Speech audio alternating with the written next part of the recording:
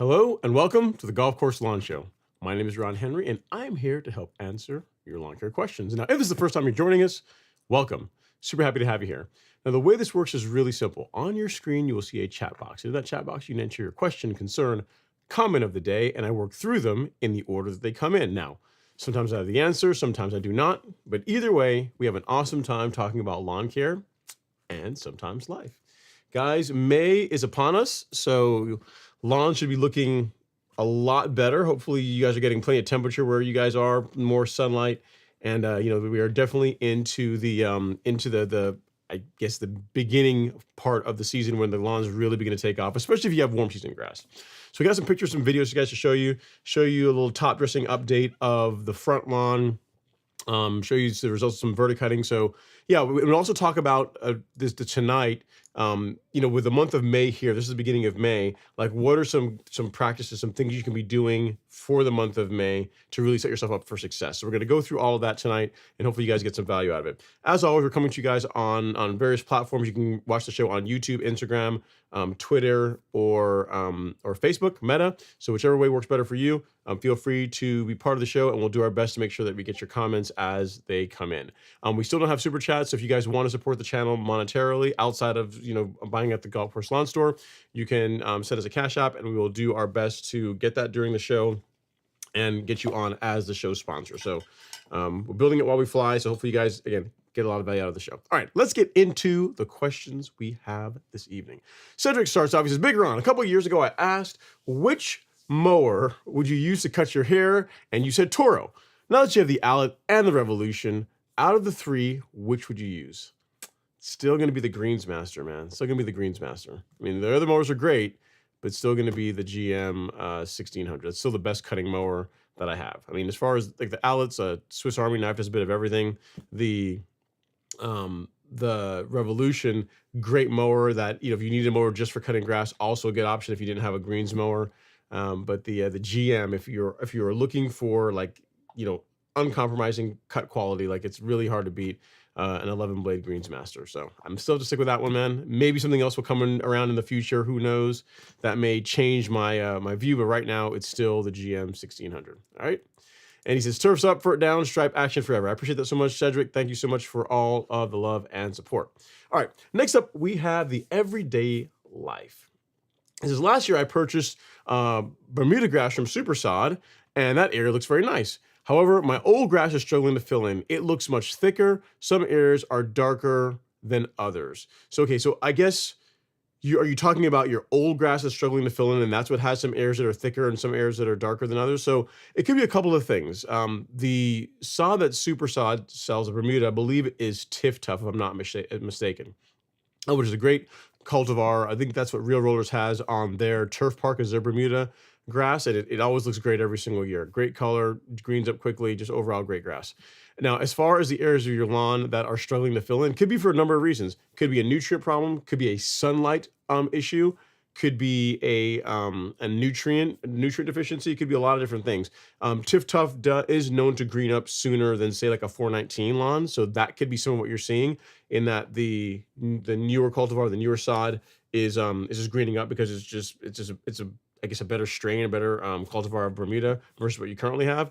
But what you should find in everyday life, assuming you don't have any major issues, right? You're getting enough sunlight, good nutrient program, getting enough water, like all the things you have to do to grow Bermuda grass well.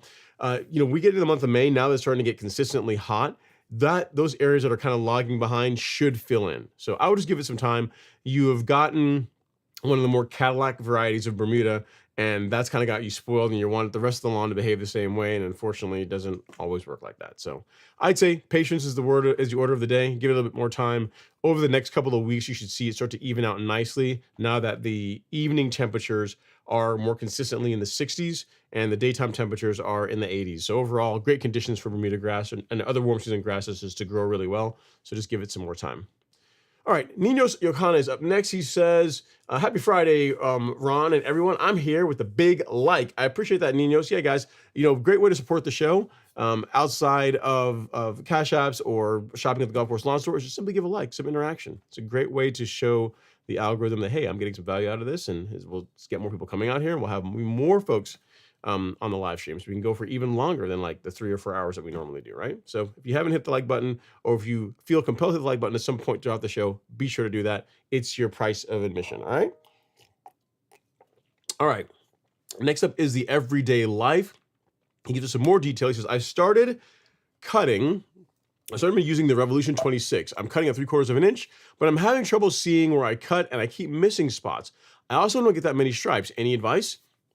Well, so I tell you this. I mean, the big thing that you might find if you're new to real mowing is looking, instead of looking down right in front of you, looking further down the stripe, down the pass you're making will help you create straighter stripes, and it'll make it more easier for you to keep them more evenly spaced. You know, again, another trick you can do is you can mow in the morning when there's dew on the lawn. That'll make it a bit easier for you to see. That is a bit harder on the reel, so you may have to backlap sooner than if you didn't do that. But as far as cutting at 3/4 of an inch, you should get some pretty good stripes with that. Again, assuming that the turf has been nicely cleaned out at the beginning of the season. So if you did like a good verticut, or you scalp the lawn just to, you know, to where the mower is running true on like soil on the actual ground. So you're getting a good cut, that really should produce good stripes at 3/4 of an inch. Also keep in mind that the visibility of the stripes at certain times of day can show up better than others, right? So here's a video of my lawn taken this afternoon. We had like a quick rain shower, thunderstorm. And right after that, I said, you know, I gotta get a new video for you guys to see, so you guys can see how the back lawn looks. And this video is just that's a picture, it's not a video. This video is just a few hours old, like maybe 2-3 hours old. So those stripes, again, this is being cut right now with the GM 1600 primarily. But there's other, I mean, the Revolution will do the same thing. I've cut this lawn before with the Revolution, and it also does a great job. So I wouldn't, your mower is perfectly capable of producing lawn stripes. And what you're also seeing here is the lawn has been verticut. So if you look again closely, if you look really, really, really, really, really close, you might be able to make out like the lines in the lawn because it was verticut in this direction that you're seeing now. That really helps the stripes really pop, gets the color to be a bit more rich because you're getting all the debris and trash out of it, and overall just makes the mower run more true. So a great thing you'll notice is if you're someone that has if you reel mow for a while, as your lawn begins to get thick, Bermuda grass is a great thing about Bermuda is it gets really thick when you just mow it. A negative thing about Bermuda grass is when you just mow it a lot, it tends to get really thick. And the problem with that is when you start reel mowing, if you're reel mowing lawn, you can start getting scalping in areas that you didn't get them before. So you start having cutting problems. The mower tends to float or ride on the top of the thick canopy versus actually riding on the soil. So verticutting is a way to correct that. So if it's not something you've done as yet, the everyday life, perhaps something to consider doing. Now, if you don't have like an outlet or some other machine that has like a cartridge type system, you can look at getting like a Sunjo. That will also do a pretty good job as far as verticutting and will help produce, really nice stripes. But as far as getting them straight, follow that tip I gave you. Like when your first stripe, look at something in the background and mow straight to it, and then just build out the stripes to the right and to the left of that like one master stripe that you've put in place. Okay, so give that a shot. As you mow more with the Revolution 26, you'll get better at it. Like everything else, it just gets better with practice. So hopefully that helps. Another question you have is around filling in bare spots. He says, do you think manure will help fill in the bare spots?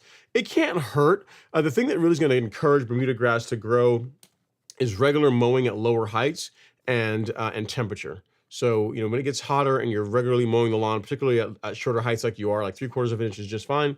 That's going to encourage the lawn to fill in, as again, assuming you're getting enough sunlight and everything else, all the other conditions are where they need to be. So yeah, I mean, it's not going to help, but like a light top dressing with rich compost, manure type product would be okay.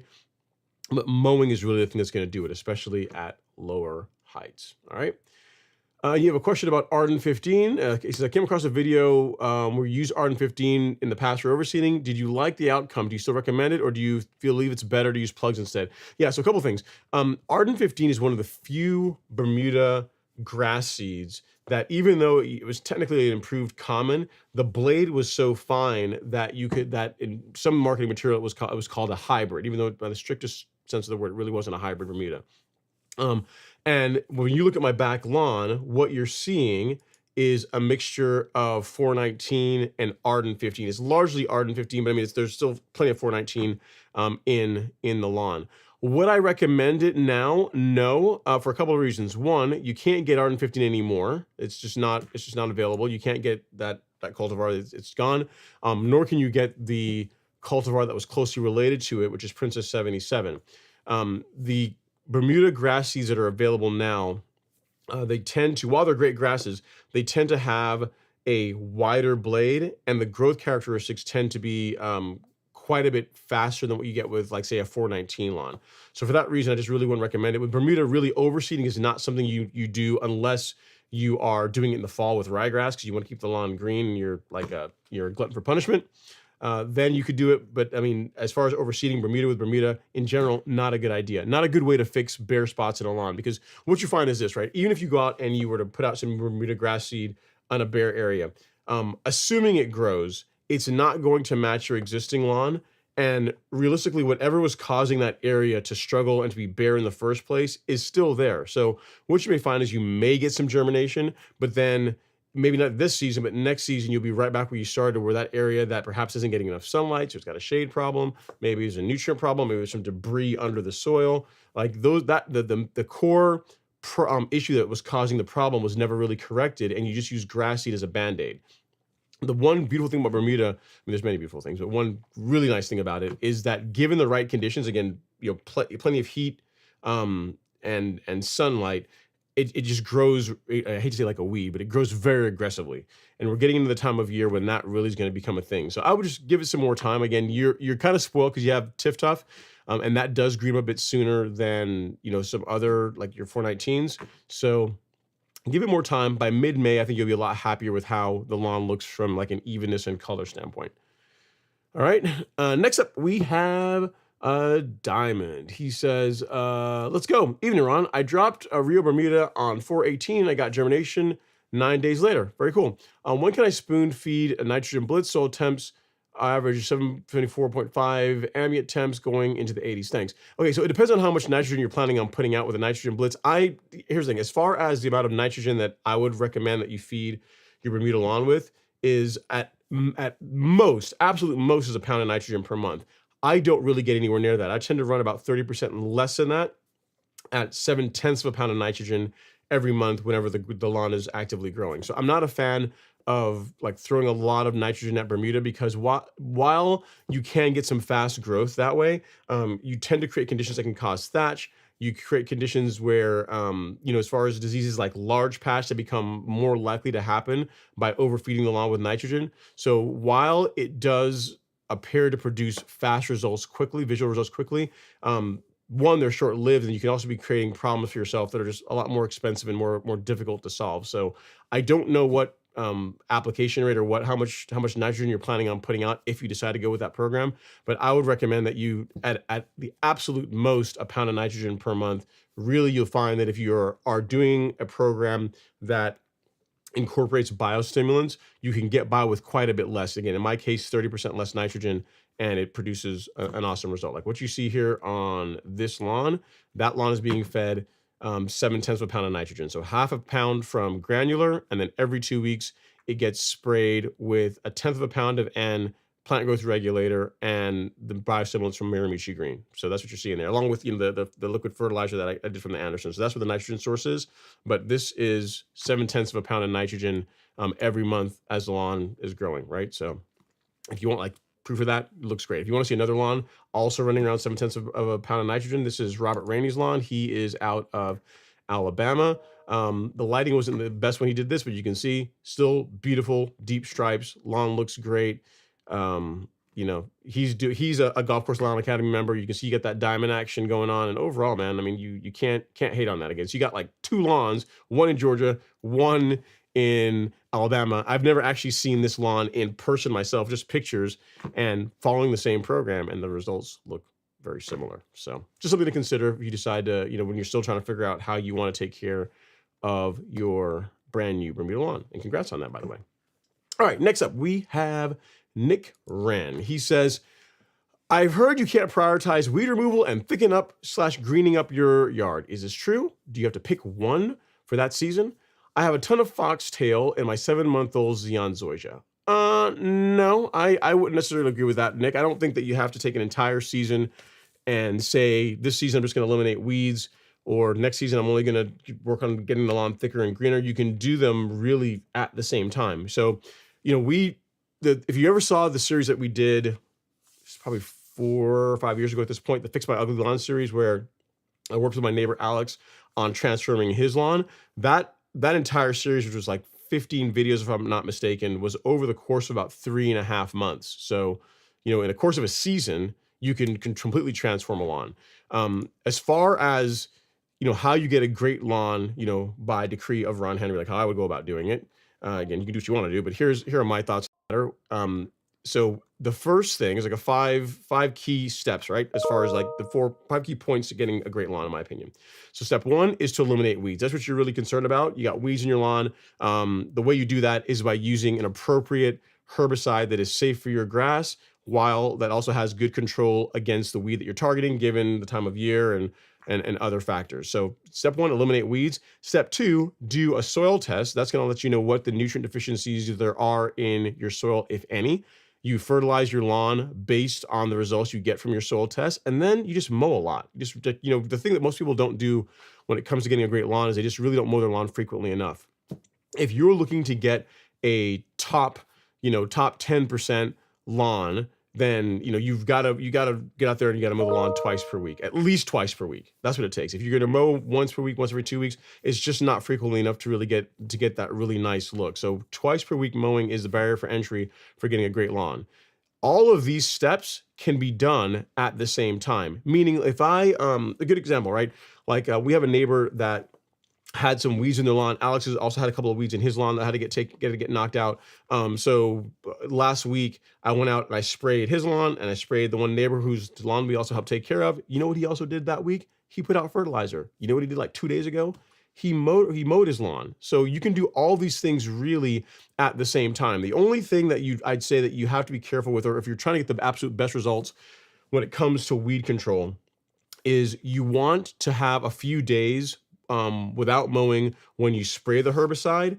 And after you've sprayed, you want a good solid 2 days, maybe 3 days before you resume mowing. In other words, you want to leave a window there where after you've sprayed the herbicide on the weeds, that you allow enough time for it to be taken up, for it to translocate, to move through the plant, so you get a better result as far as controlling it. After that, you can resume your mowing. You can continue with your fertilization. You can literally do all these things at the same time. So if you get rid of the weeds in your lawn using a proper selective herbicide that's safe for your grass type and effective against the weeds you're trying to target, you can do a soil test, you fertilize based on your soil test, and then you mow your lawn regularly, again, at least twice per week. It's pretty hard to not get a lawn that looks like this. Like a lawn that looks like this is a byproduct of doing these things. Like if you do all these 4 of these regularly, consistently, you're going to have a really difficult time not getting a great lawn. Like it's almost more difficult to not get a great stand of turf grass if you are regularly mowing and feeding it a sensible nutrient program. So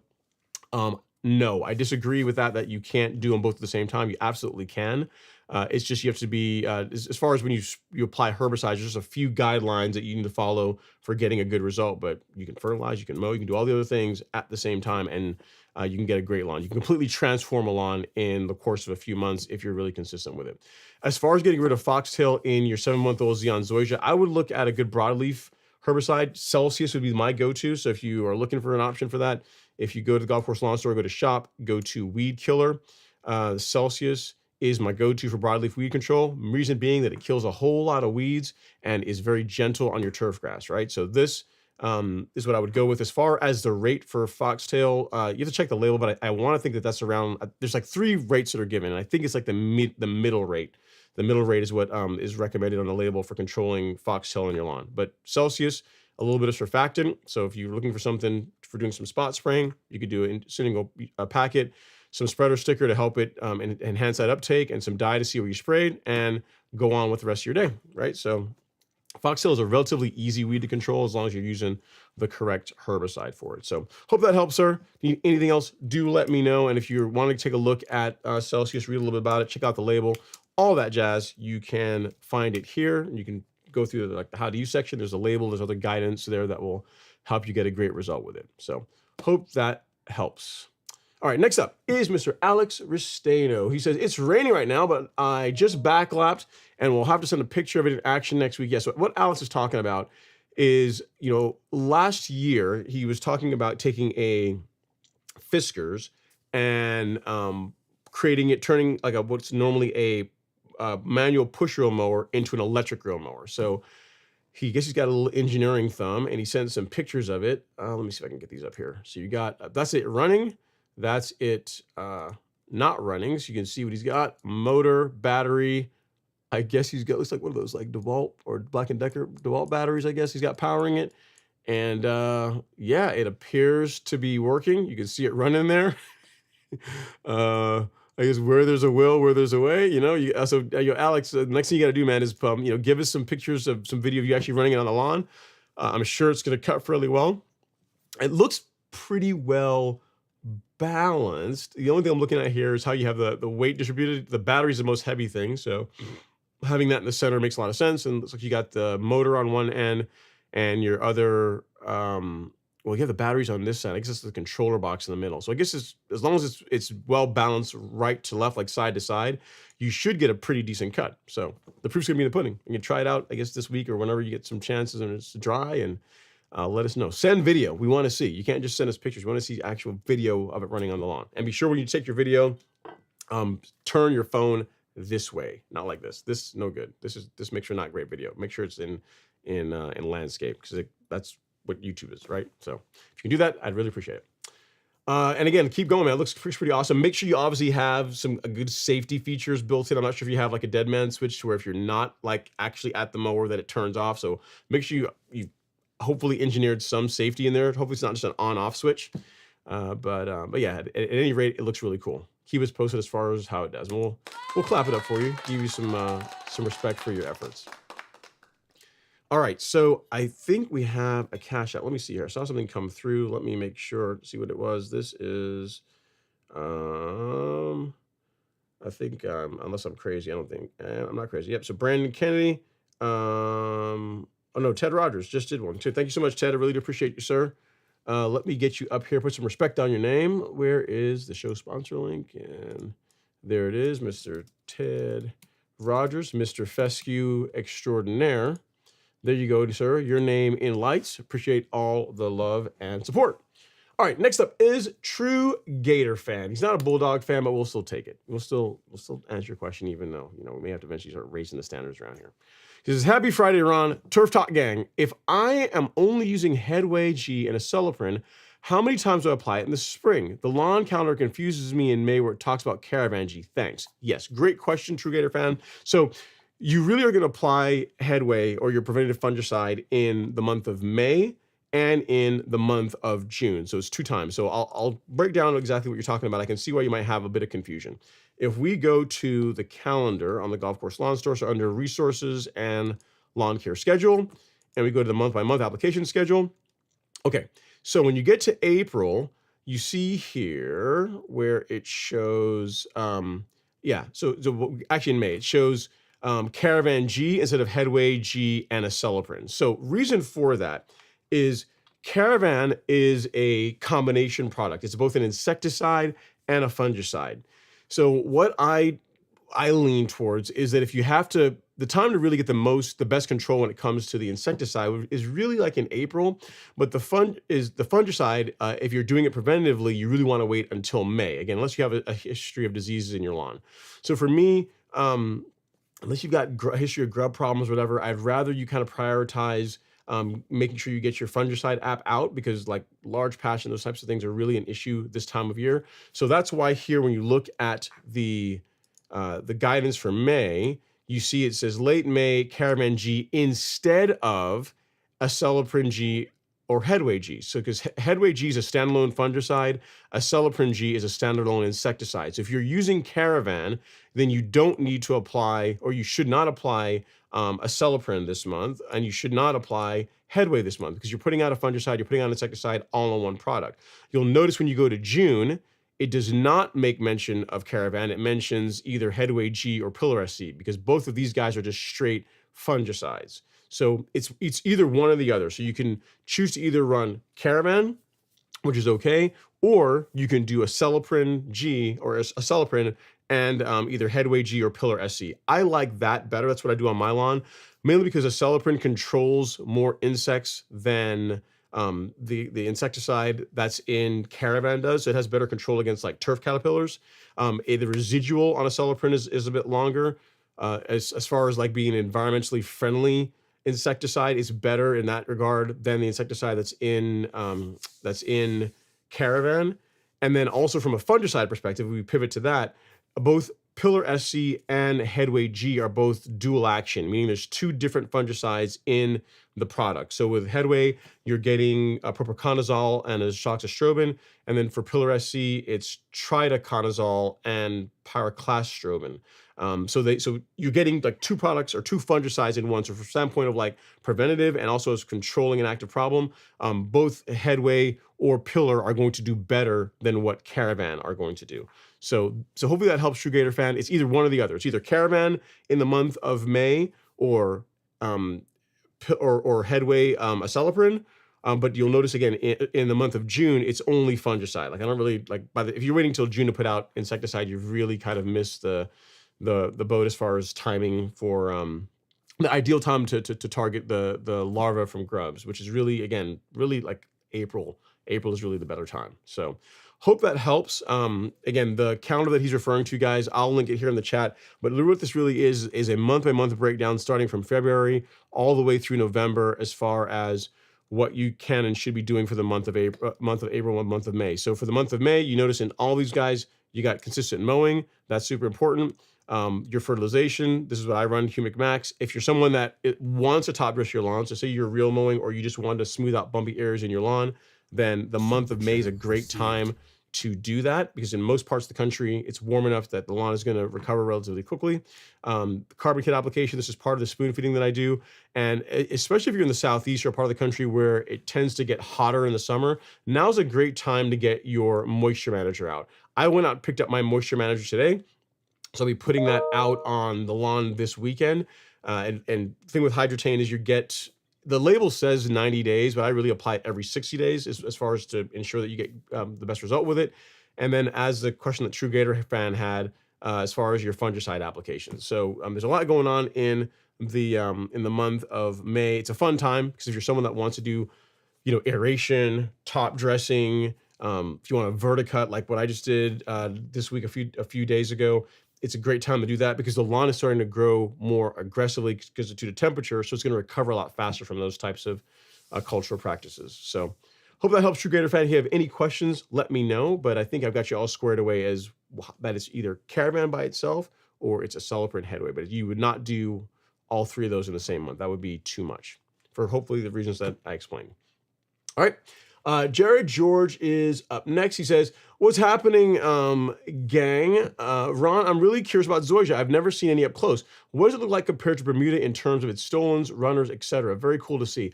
Well, I mean, my stand of Zoysia isn't that great yet. I can show you guys a picture or some video of it that took literally like minutes before the show started to show you the current state of the top dressing. So I did a light top dress on the vanity strip for a couple of reasons. That area, that part of the lawn is surrounded by concrete on four sides. So as far as like it getting hot and retaining heat, it's like the grass is just going to grow better. It's going to green up better. It's going to recover faster from top dressing in that section than say the rest of the lawn. So I wanted to use that as a little test to see, how much slower is Zeon really than Bermuda to compare to Bermuda as far as recovery from top dressing. So if you want to see what that looks like, I've got it right here.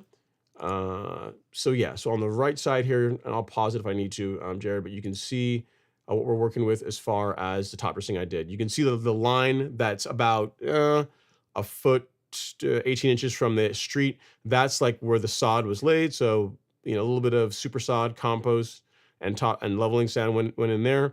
This is the current state of the front lawn. You can tell it's starting to green up nicely, starting to fill in nicely. As of today, the sodding project is exactly 1 month old. So it was done in the first part of April. And we're in the first part of May, right? So we're May 2nd today. So it looks great. The thing I'd say, biggest difference between Bermuda and Zoysia, at least from Zeon and Bermuda, is the color. Bermuda is a darker green. Zeon is more of like it's a beautiful green, but it's more of an emerald. It's a lighter, more emerald type green. Now, if you throw some iron at it, you can probably get it to darken up a bit more, but I don't really believe it's going to approach the color or the darkness that you get with Bermuda.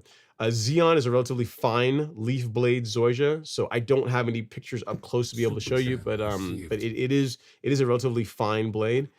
So as it grows in and it gets looking better, I'll get some close-up video and show you guys exactly what we're working with. But I just wanted to share the quick top dressing that the light top dressing that was done just on the street area, mainly as a test just to see, we're in early May, how long does it take for the lawn to recover from this. So really happy with how the lawn is recovering, or how the rest of the front lawn is growing in, given that we're only a month or so into since the sod was put down. So overall, really happy with the Zeon Zoysia from Super Sod. Their Zoysia and also their level mix is both great products. Like that's what I use there as far as what you saw to level or to top dress lightly the vanity strip. So I'm sure it's going to do just fine.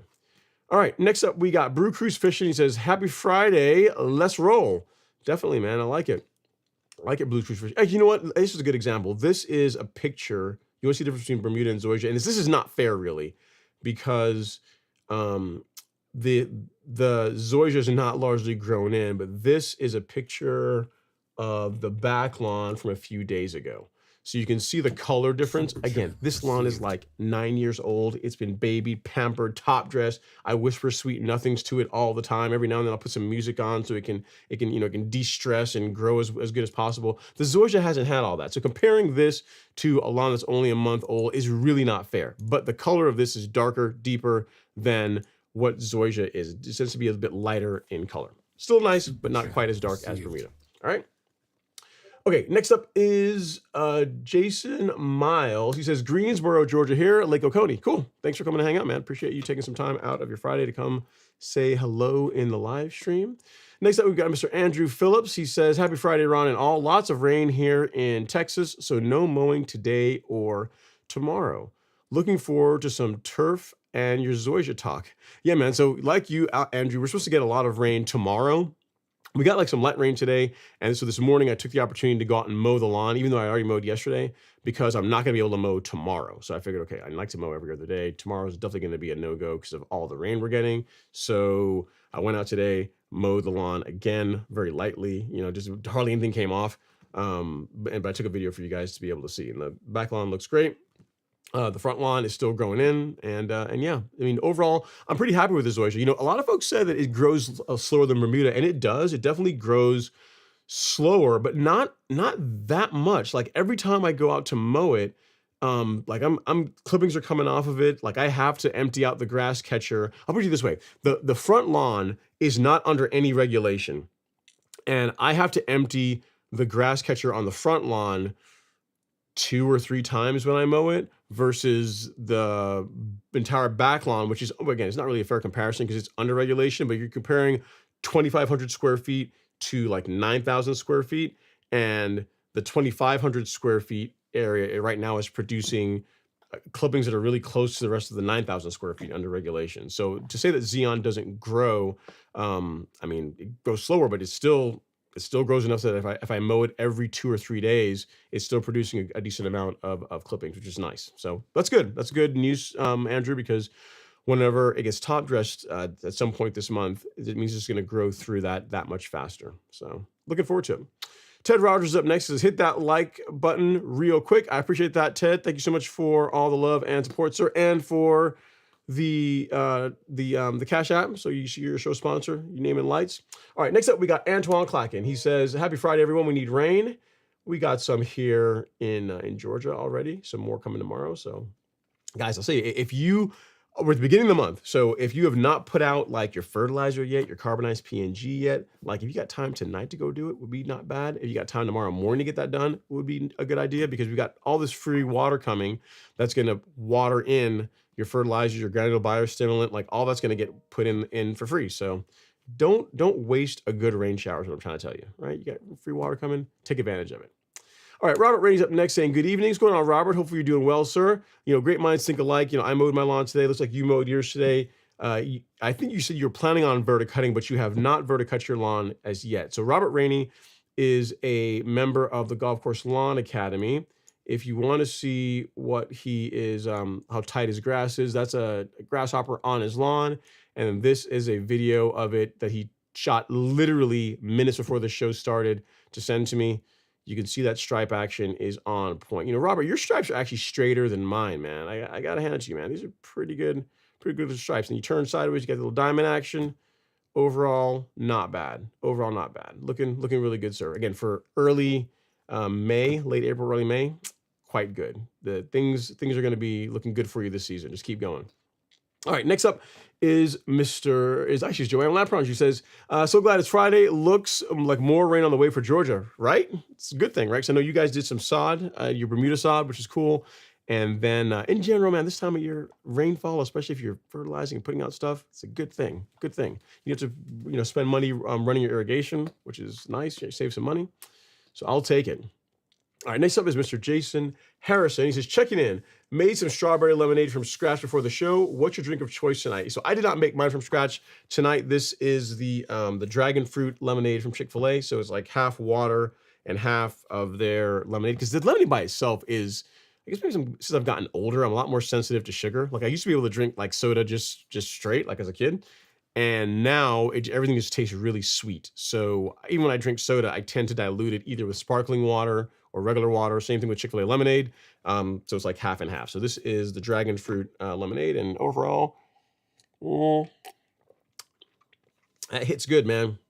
I mean, their regular lemonade is good, but that hits different. That's if you like lemonade, not everyone likes lemonade. If you like a good lemonade, check out the dragon fruit one from the Chick-fil-A's got. I think it's a temporary thing, so take advantage of it while you can. But it's awesome. I'm on a first name basis with those folks, and it's a great product. Hopefully, you guys, if anyone here is from Chick-fil-A is watching, you guys should put that on the menu permanently. It's really good. Okay, next up is the everyday life. It says, I have a weed that looks like nutsedge, but has seeds on top. It's incredibly difficult to kill. I tried Celsius in, I guess, image. Could you please provide some help? Okay, yeah, so depending on what you have, it could be sedges, it could be Poa annua. If it's Poa, what you can use this time of year, a couple of things. You can just wait for it to die, if that's an option, right? Because once it gets hot, Poa annua will die off, but most folks want it gone before then. So what you can do is you can use a herbicide like Certainty. This has really good control against Poa. The thing is you have to spray it at the correct rates. So this time of year, you would want to use the high rate for Poa annua, which is 2 large scoops per 1,000 square feet, along with surfactant. So these two together will do a pretty good job cleaning up Poa annua and also sedges. So this is great for your sedge control and also for your annual bluegrass control. So when I'm talking about the everyday life, if you go to the golf course lawn store, go to shop, and weed killer, you will find Certainty here. We have a carefully curated kit that has everything you need. You got the herbicide, a bit of dye, and surfactant. Like this is what you would use to knock out Poa annua in your lawn. So if you got a weed in your lawn that looked kind of like this, this is not a great picture because you don't see the seed heads as much, but this could be, I can see how it can be mistaken kind of like for nutsedge, but the white seed heads in the middle are like a dead giveaway that it's annual bluegrass, that it's Poa annua. But it does a really good job. So this is Poa annua before, and this is it before, and this is it 10 days later after spraying it with Certainty. So really, really good product. It's what I would recommend. Image can also work as well too. It's just really slow. Poa Certainty at the high rate is what I would go with if it were me when you're trying to control Poa. So here you go, the everyday life. Feel free to check that out, and hopefully you get the sedges or Poa that's in your lawn under control. Having a bottle of Certainty on the shelf is always a good thing if you have warm season grass anyway, because again, even though you know the time for Poa will be going away here fairly soon, sedges are a thing that we also have to contend with in our lawns, and again, Certainty is very effective against that too. All right. Ant Live is up next. He says, hey Ron, I can't wait for June to aerate and level, or do I have to perform those tasks now? It's been 6 weeks since I put out fertilizer and PGR and the carbon kit. I don't have time this month to aerate. So it doesn't really matter, Ant Live. You can do it really at any point in the season when the lawn is actively growing.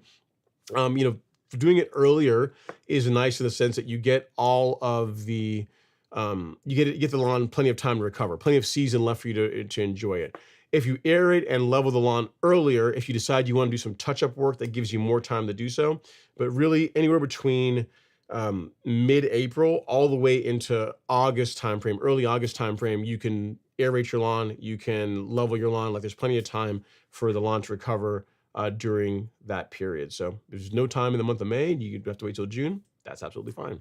One advantage of doing it in the month of June is that it's going to be hotter, so the lawn is going to recover that much faster. So no worries at all with that.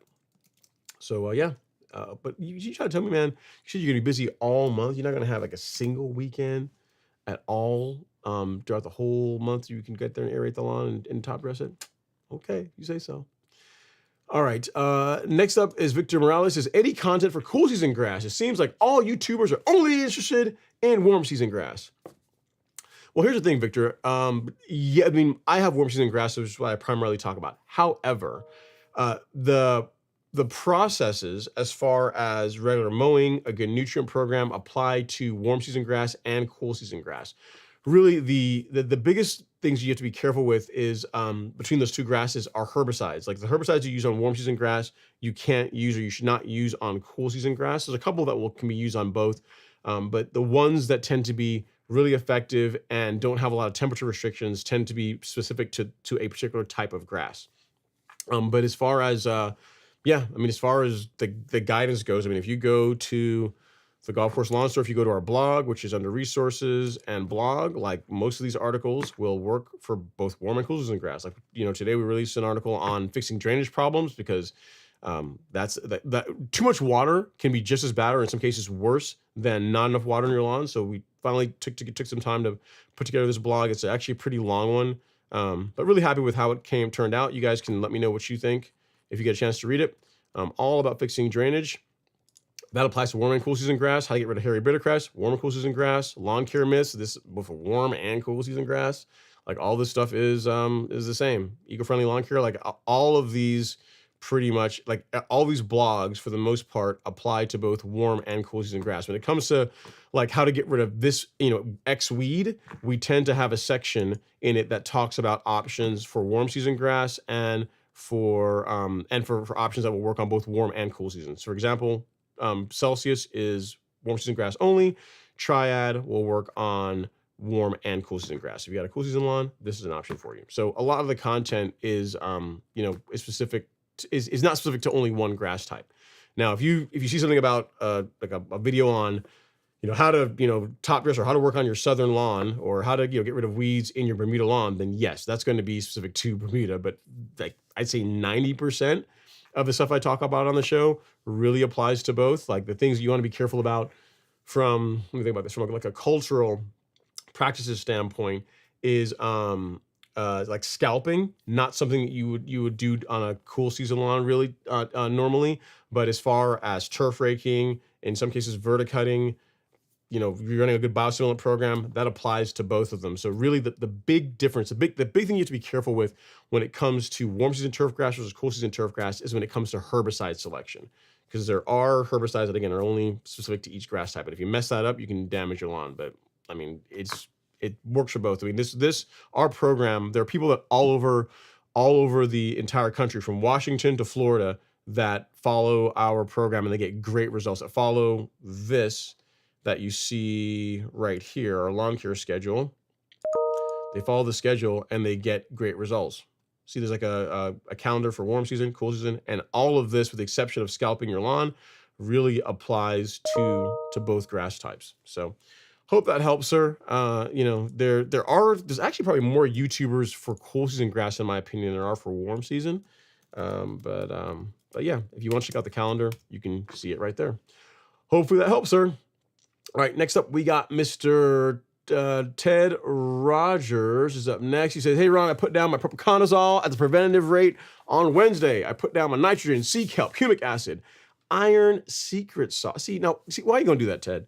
Why are you going to say iron secret sauce? Like, is something you kind of holding out on us? Is that what it is? You want to make me ask, like, what's in the secret sauce? Is that what it is? This guy here, man. You spray that every 2 weeks. And should I do my fungicide? Oh, you've already done it. You've sprayed propiconazole, so that propiconazole is a fungicide, so you're good. Yeah, you don't need to apply. You don't need to do like another fungicide. If all you want to use is propiconazole, that's fine. I mean, if you wanted to put out azoxystrobin, you could do that too. But yeah, you've already covered a fungicide. If you did it on Wednesday. Wednesday was what, the 1st or 30th or whatever it is. Yeah, so sounds like you're good to go to me, Ted. No need to really do anything else at this point other than mow your lawn and enjoy it, right? All right, so we got some more super chats here, or I should say cash apps. Let's check here. We got one from Mr. Archie Amos. Thank you so much, Archie. $50 for Mr. Amos. Let me go and put you up here. So Ted, you were there for a while. Again, I really appreciate it. You started off, but Archie hath dethroned you, at least for the moment. Let me find this, the hardest part. There we are. Archie Amos. Your name in lights for whatever that means to you, sir. And if you need anything else, don't hesitate to reach out. All right, good. There you go. All right, next up is Designs by Hand LLC. Ron, had some fungus in the fall and applied Caravan G in February. Is it too soon for a second dose of Headway G? Nah, not at all. Not at all. If you want to go out and apply Headway now as a preventative, that would be absolutely fine. If you're doing two fungicide apps, because this is a good point to talk about. If you're doing a fungicide app now and then another one, say 14 to 21 days later, because you're trying to control an active problem in your lawn, if after by the second app of the same fungicide, it's not under control where you think you may have to do a third, that is when I would recommend rotating. You don't want to just keep using the same groups of fungicides over and over and over in close succession. Like if you do Headway G now and you want to do Headway G again, like in the fall for like spring dead spot and pink snow mold, just as your preventative for the fall, like that would be okay. But if you're fighting an active problem in your lawn, once you get past like two apps of the same product, it's a good idea to rotate if you can. To answer your question, not too late at all to do an app of Headway now if you want to. Designs by Hand LLC. All right, and then Ted Rogers says applications separate. I guess if you're asking about fungicide, yes. If you're asking the question is whether you should spray your fungicide along with, like, say, your liquid fertilizer, biostimulants, growth regulator, I would do them separately. Largely because whenever you put out fungicide, you're going to water it in after application, so you're going to want to use a large droplet spray nozzle like this, like the flood jet nozzle. And this one is not ideal. It's not the best possible nozzle for spraying foliar or products that rely on foliar uptake, like your plant growth regulators, your biostimulants, fertilizers, those types of things. So yes, I would. Everything else that you mentioned, Ted, as far as like your nitrogen, your iron, your secret sauce iron, everything else like that, you can spray those all together. And for those, you should be using a fine droplet spray nozzle like this. But for your fungicide, a coarse or a large droplet nozzle like a flood jet tip. All right. And in case any of you guys need those, let me link them in the chat for you. So this is the flood jet tip. This is for your soil products you're gonna get in the soil, like your fungicides, insecticides, pre-emergent. And then this is your foliar spray tip for post-emergent herbicides, plant growth regulator, fertilizers. The one you're gonna use more often, like that one, the one I just linked, this red one, this guy pretty much lives on my sprayer for the most part. It uses far more than I use the flood jet tip, but it's good to have both of them. They're not cheap, they're not inexpensive, they're not expensive, so just get both.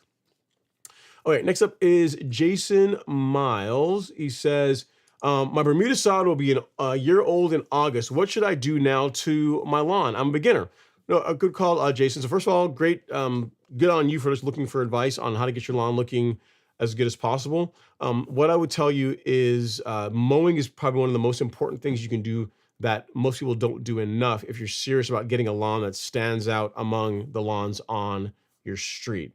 Getting a soil test done to determine like what the nutrient demands are for your lawn is good to do. Fertilize your lawn based on the soil test results. And then again, it comes back to mowing. So as long as you're doing that regularly, you're gonna get a good result. Now, if you have weeds in your lawn, and you're looking for herbicides to clean up weeds, I can show you a couple options there. If you go to shop and then weed killer, like this herbicide kit contains my two favorite herbicides for warm season turf grass. There's other options as well too.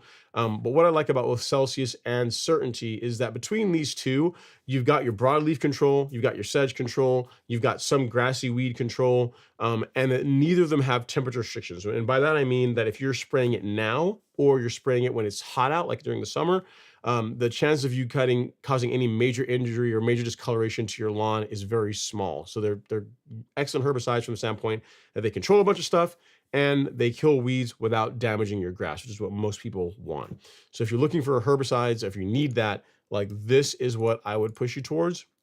But outside of that, man, I would say go through like our blog on the Golf Course Lawn Store. We've got last count, like 130 something blogs on there on various topics that, if you want to know about watering, you want to know about fertilization, you want to know about weed control, like there's tons of content there that we try to put something out every single week about as far as just to help you get a good result with your lawn. You're talking about herbicides, so common mistakes to avoid when using weed killers. Let's say you are going to use herbicides. What are some things you need to not do? Like don't use the wrong weed killer.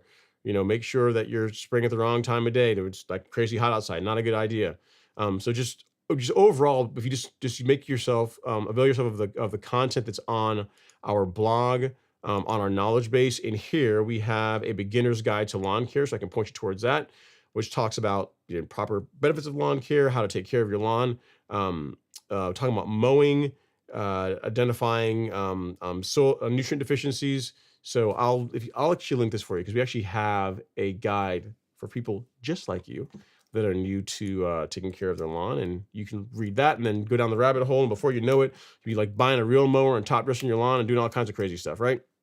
But I would start with that, with tons of also other great content that we have on YouTube as well. But the blogs, we put a lot of time and effort into that and into the guides that are on the store as well. So hopefully that helps, sir. But in a nutshell, it's get a soil test, fertilize your lawn based on the soil test results, and then mow it a lot. So twice per week, mow your lawn, and keep your equipment sharp. So if you can keep your mowing equipment sharp, that's probably the other footnote I would tell you. But mowing your grass is the thing that's really going to allow your lawn to stand out in comparison to your neighbor's lawns. It's a thing most people do not do enough. All right. Okay, next up is Mr. Vice Photography. He says, I top dressed last year and I aerated it on Tuesday. How long should I wait before I use my real mower again? So you aerated. I mean, you could mow this week if you wanted to. You aerated on Tuesday, you can mow tomorrow, I guess, if you wanted. I guess, is your question if you left the cores, if you're waiting for those to break down? I mean, you can technically run over them with your reel mower, but if you're trying to prevent wear and tear on the reel, you can blow the cores off the lawn. If you have a rotary mower, you can run a rotary mower over it really quickly to break them up, but there's not a real time where you have to wait between aeration and then starting to mow the lawn again, assuming the lawn is growing. When it comes to top dressing and mowing, you really want the lawn to largely have grown through, especially if you're reel mowing the lawn, because the last thing you want to do is get the reel into a bunch of sand. That's a surefire way to have to go out and either backlap it if you're lucky, or send it out to get it ground. So for top dressing, meaning if you're putting like some sand on the lawn, you're going to give it a week, maybe 2 weeks before you resume your mowing to give the grass enough time to go through. But aeration, there's not really any restrictions. As long as the grass is growing, as long as there's something to mow, you should mow it. All right, Mr. Vice Photography. So good question, sir. Good job getting your aeration done already for this season. I'm sure that your lawn is going to love you for it. So yeah, get out there and get on with get your mow on, man. So it's a good thing to do. One of the best things you can do for your lawn. Regular mowing with sharp equipment. All right. I've already answered this one, I think. Nicholas, you asked a question on YouTube, but yeah, as far as getting rid of weeds and thickening up your lawn, you can do both at the same time. It is not true that you can't. I should say this. It's probably a better way of answering that question is that there's no need to prioritize one or the other. Because, for example, let's say you look at a lawn, right? It's covered up in weeds, and you're looking to also get it to thicken up as well. Like once you identified the weeds that are in your lawn, your grass type, so you take those two things and then you kind of narrow down to a list of herbicides that are going to work well for your particular grass type and for the weeds you're trying to control. Like once you've done that, like the problem is largely solved. Once you go out and you spray the lawn, you give it a few days, and then you can continue everything else. You can continue your mowing. You can start with your fertilization. So it's not like when it comes to prioritizing weed control, there's not a lot to prioritize. Like there's a period of time where you go out and you spray it, you wait a couple of days, and then you start mowing, and there's nothing really to do at that point other than just wait for the weeds to die off. If you have some that are a little more stubborn, you have to hit them again 3 weeks later. Maybe you have to spot spray, but during that 3-week period, you're still mowing the lawn, you're still doing all the other things. So it's not like you really have to prioritize one or the other to get a great lawn. Like you should be doing like all those things because they kind of work together, right? If you are using herbicides properly, you're really just using herbicides as a way to get rid of the weeds in your lawn, get rid of the undesirable plants in your lawn. And if you're fertilizing it and mowing it regularly, that's going to encourage your lawn to grow nice and thick, which is like natural weed control. Like if you look at my back lawn, I put out pre-emergent in February, but for the most part, there's not really any weeds in here. If I look like really close, I might be able to find like 1 or 2 throughout the lawn, but there's hardly anything, largely because I mow the lawn really frequently. I mean, for me, every other day, because I just enjoy doing it. And I have a good nutrient program. Just overall, I do the things outside of pre-emergent that help the lawn to stay weed free. So you should not have to rely heavily on herbicides to keep weeds out of your lawn. If you're doing that, you're doing it wrong. Like, herbicide should be used as a tool to get the weeds under control.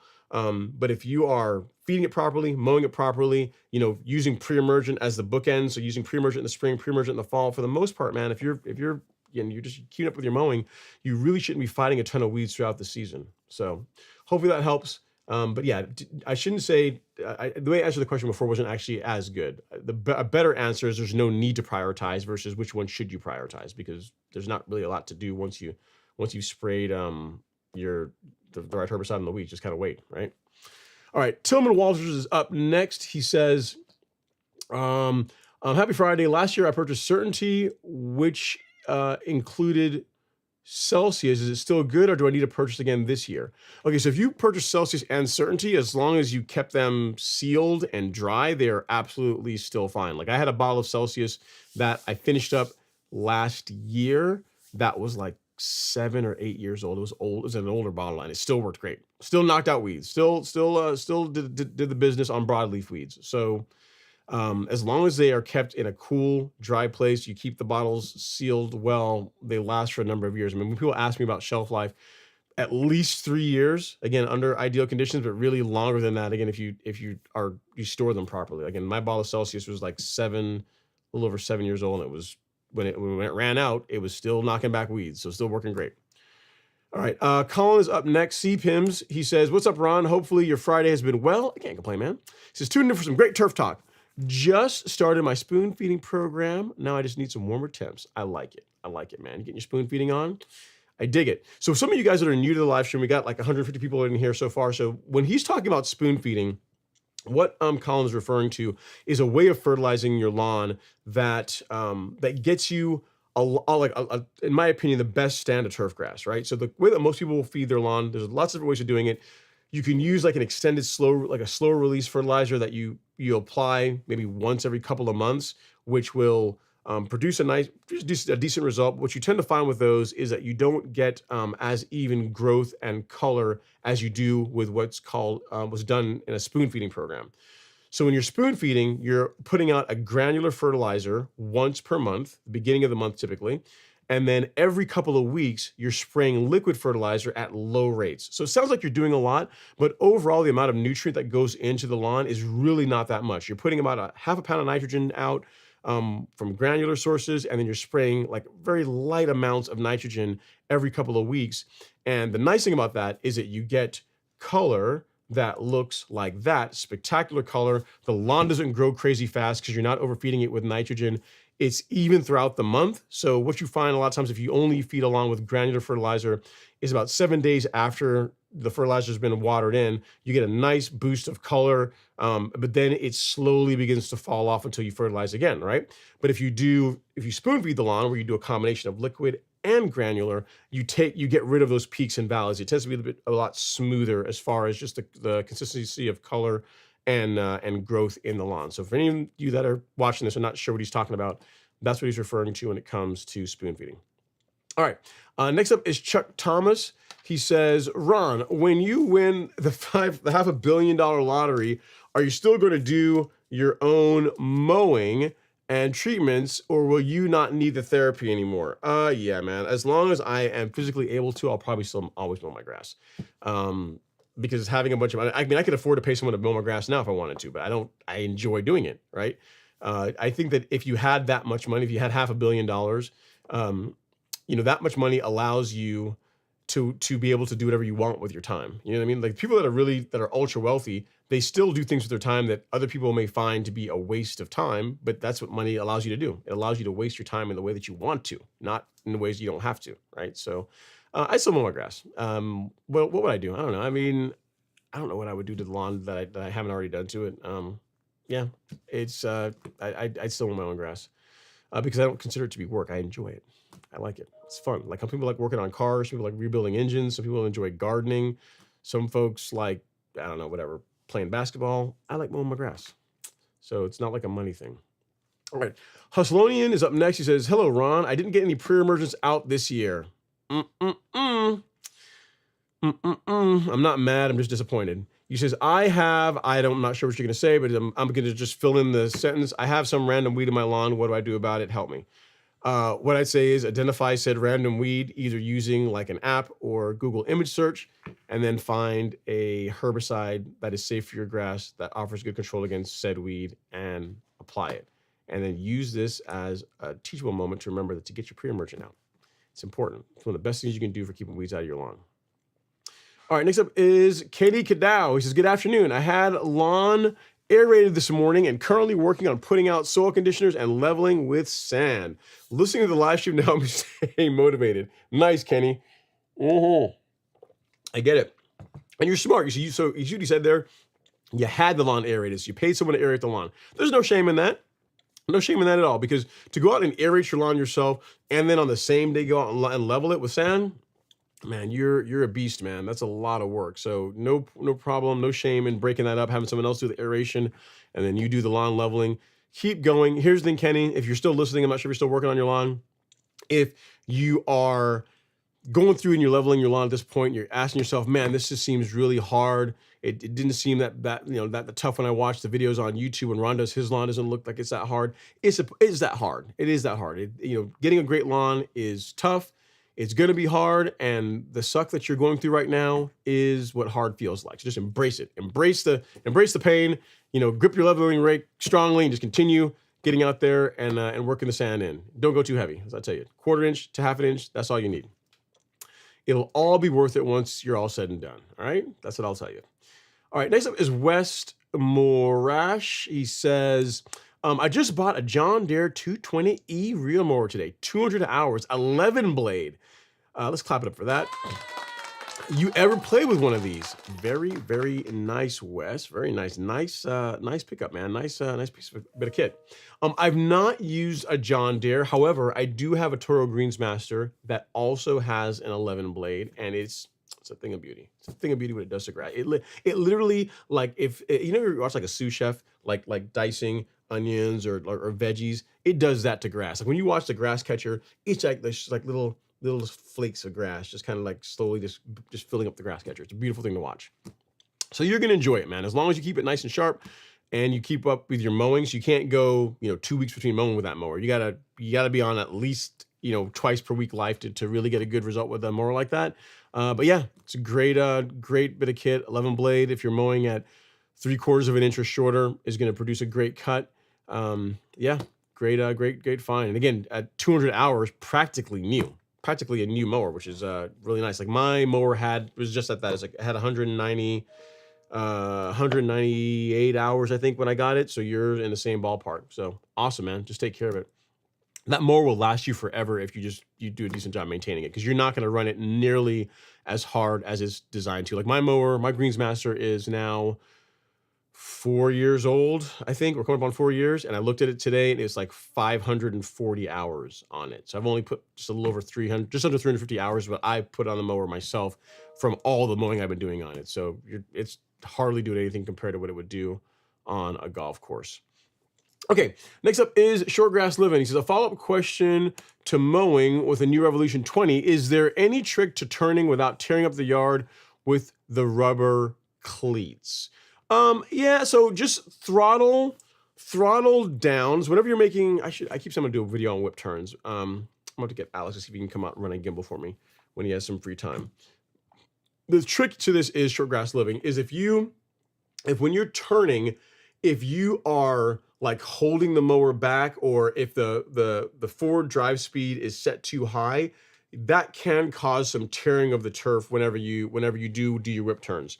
What I tend to find works better is even if you're mowing, say at full throttle when you're actually mowing the grass, when you're coming to the end of a pass, if you can throttle back a little bit and then allow the mower to turn itself, allow it to do the work. So if you're going to be turning the mower to the left, you would tip the mower back and push the handlebars to the right, because the Revolution, like most mowers that have a rear drum, it has a differential. So when you tip it back and push the mower in the opposite direction, the mower will almost kind of like turn itself.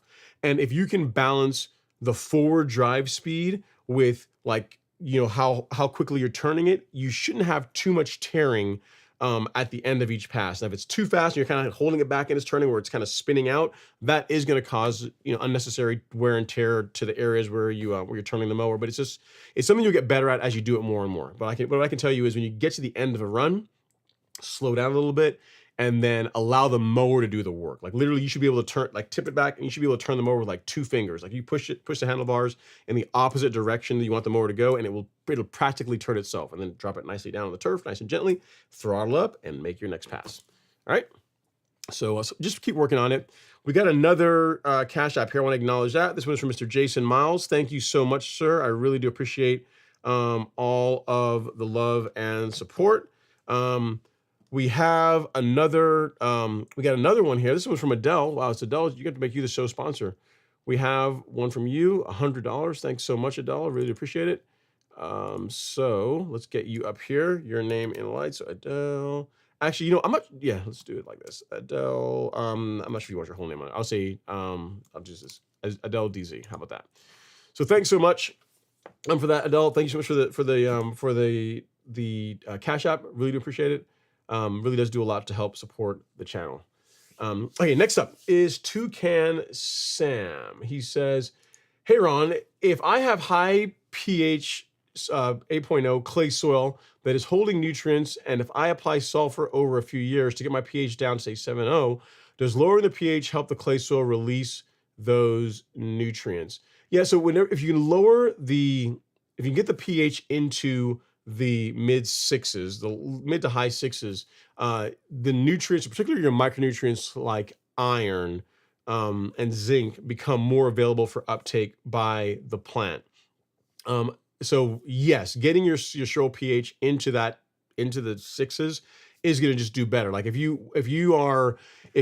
soil is now at 8.0, for you to really get any good results with iron in your lawn, an iron application, you're going to have to rely on foliar sprays. So you're going to have to, instead of like using a granular fertilizer that has iron in it, that is going to allow it to be taken up by the soil, you're going to instead use like a liquid fertilizer that you can spray on the leaf and have it, the plant get it that way versus from uptake from the soil.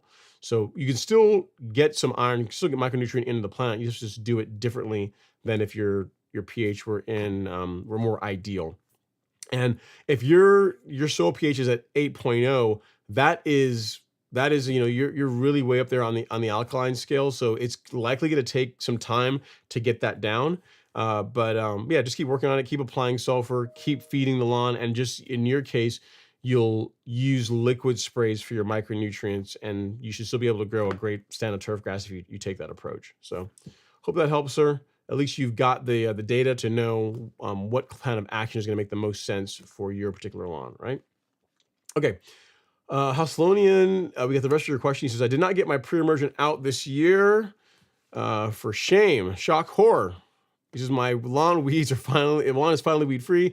I'll be fertilizing this Sunday. Can I put down some pre-emergent on the same day as I fertilize? Thanks. You can, man, but we're into May. So you're not going to get a ton out of it. You're not gonna get nearly as much out of it as if you had done it like March timeframe. But I mean, it's if you're going to apply pre-emergent, what I would do is I would use something like I would lean towards like Dimension, dithiopyr, because that way at least you'll get a little bit of reach back on young crabgrass, assuming you don't have any crabgrass in your lawn already. But yeah, prodiamine this time of year, I mean, it's still going to help some, but it's not going to be nearly as good as if you applied it a couple of months ago. So I would lean more towards, again, Dimension if you were looking for a pre-emergent for this time of year. And I'll send you a link to a product that'll work well for your Hauslonian. But then next year, man, let's just do better about getting your pre-emergent out, man. I know you're a busy guy, but you can find 20 minutes, 30 minutes to get out there and put your pre-emergent out. It's a small thing, small ask from your grass to get a largely weed-free lawn, right?